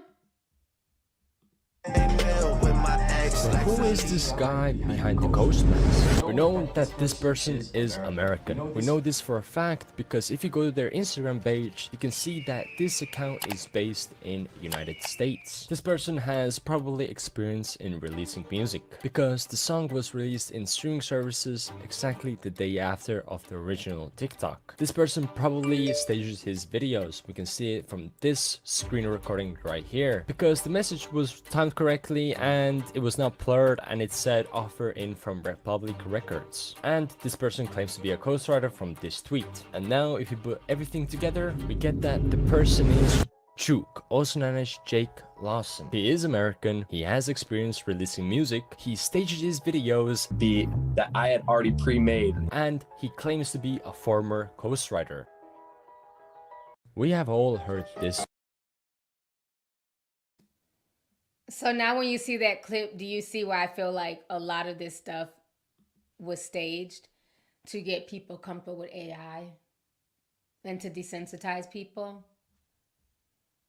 Yeah, that was a year ago when all that happened, maybe 2 years ago. Because I remember I talked about it in my Static Major deep dive.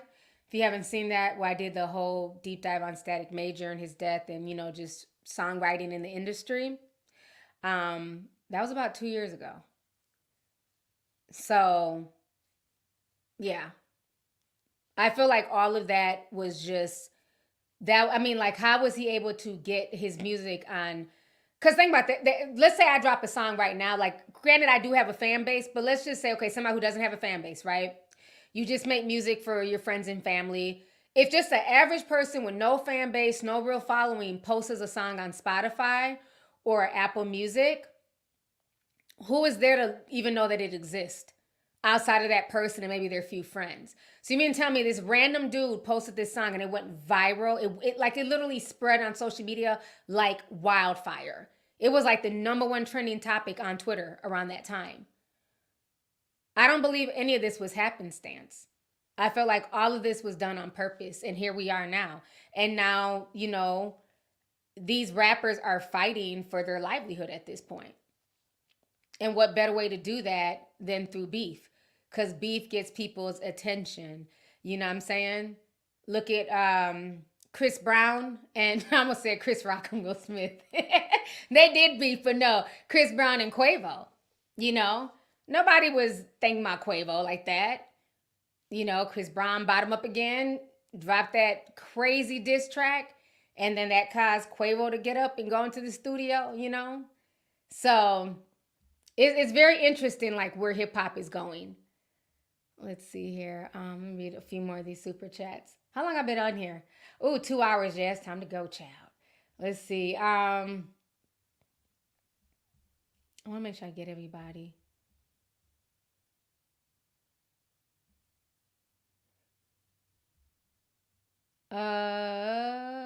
Let's see. Okay. Trumpet Cry Sim 499 says before slavery came to the U.S., it was a term of endearment between enslaved people in South America and parts of the Caribbean. Mi negra. Oh, I've never heard of that. Mi negra. Okay. That's interesting. I've never heard of that, but I guess I could see that. But usually when I think of the word nigga, it's not a term of endearment for me. Like usually like when people say it, it's because they're mad or they're ready to fight. You know what I'm saying? But that's interesting. Thank you for that. Let's see here. Kobe, what's up, Kobe? He's saying 5. He says, sad to say, but rap and the N-word are symbiotic. You have to act like one to sell records. That's very interesting. You got to act like a nigga to be able to sell records. That's true. Thank you so much. T Blaze, Sim 499 says, Lovelyti, your name came up in the RICO trial today. They trying to use your videos as evidence. Yeah, I know. Thank you for the super chat. It's a mess. Let's see here.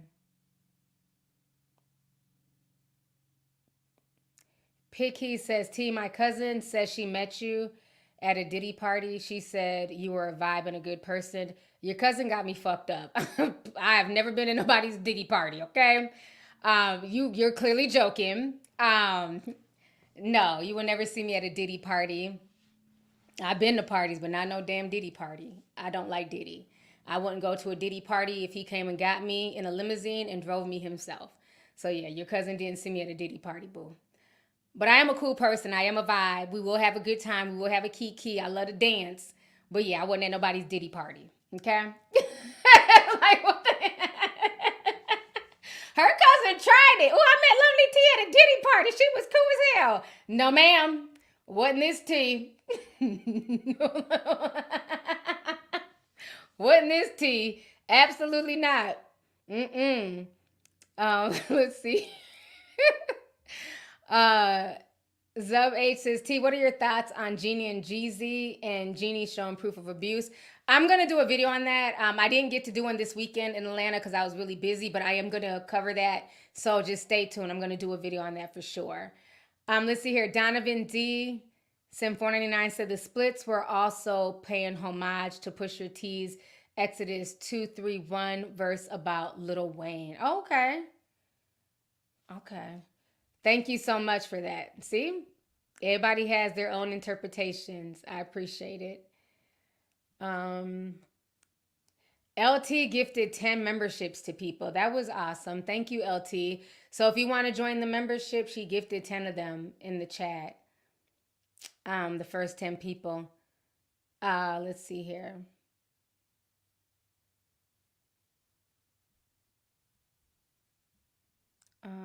Emmanuel Warmer says, hello, Miss T. Kendrick dissected Drake's character and credibility. This also shows who actually understands the art of rap and comprehension as well. It does.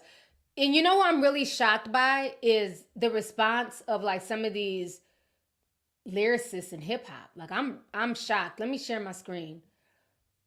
Cause Madia posted it earlier, like Gilly the Kid. I don't understand what the fuck he's on.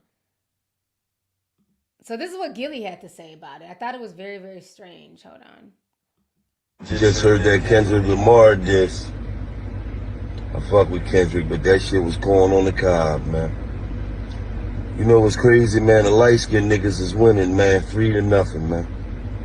Fucking Drake up 2-0. Motherfucking Chris Brown up 1-0. I just take me back. I remember in the motherfucking late 80s, the motherfucking light-skinned niggas ran everything up to the late 80s. Then motherfucking Nino Brown pistol whipped every light-skinned nigga in motherfucking New Jack City. Then they had it bad. All the way up to motherfucking Steph Curry and Chris Brown and Klay Thompson and Drake. And now them light-skinned niggas just doing what they want, man. Y'all even let Wallow light-skinned ass come home from jail after doing 7,300 fucking days and win. Light-skinned niggas just think they run the world, man. Dark-skinned niggas better step your game up, man. For real.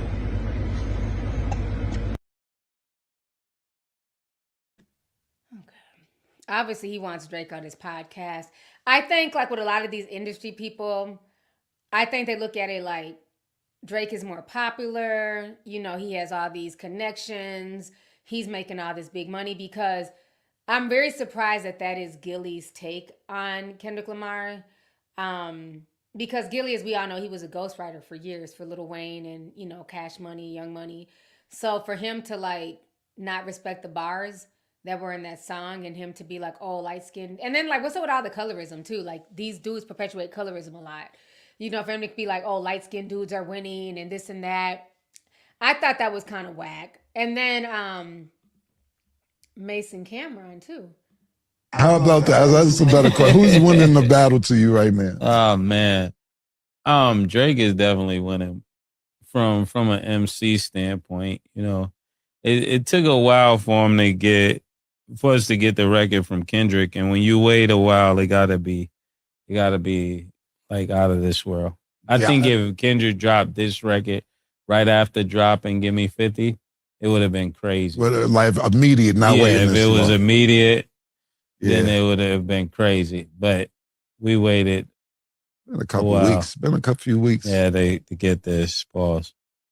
I don't know, man. What do you think? I think Drake is winning. Euphoria didn't really it didn't really move me. I'm not saying because you know why I'm expecting lyrics from Kendrick Lamar. It isn't like I'm not saying he's a lyricist, so you're expecting certain things. And song was kind of long, took too long to came out for us. And I'm not saying it's bad. I'm just if you ask me, it was a good record. It was a good record, but it was a good record that we waited a while for. We didn't. How about that? That's a better question. Who's winning the battle?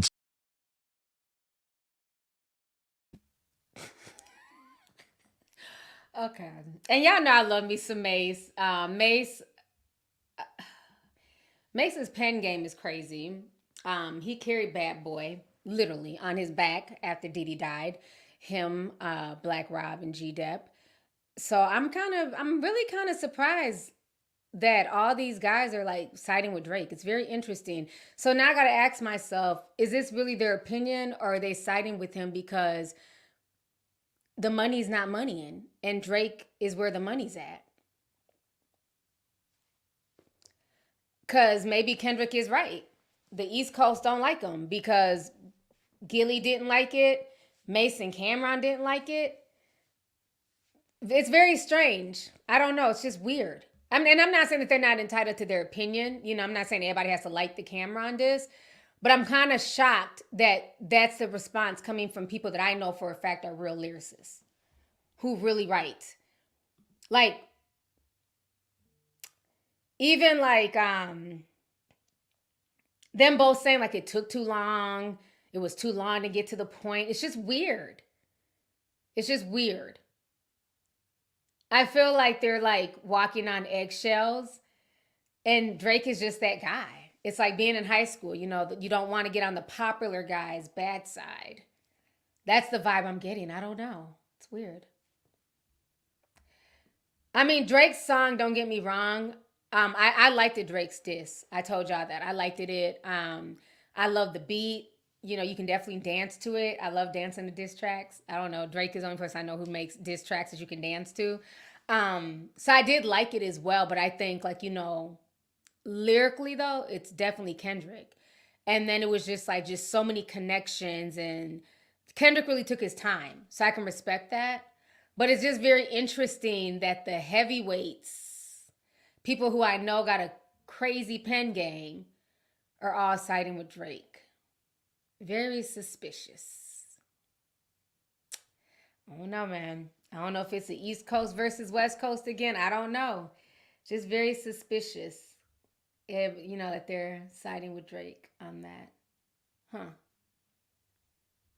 But they look dapper in their suits, though. I'll say that. They do look dapper in their suit and tie. But yeah, I just thought it was very weird. Like their response and Gilly's response. Very strange. I don't know.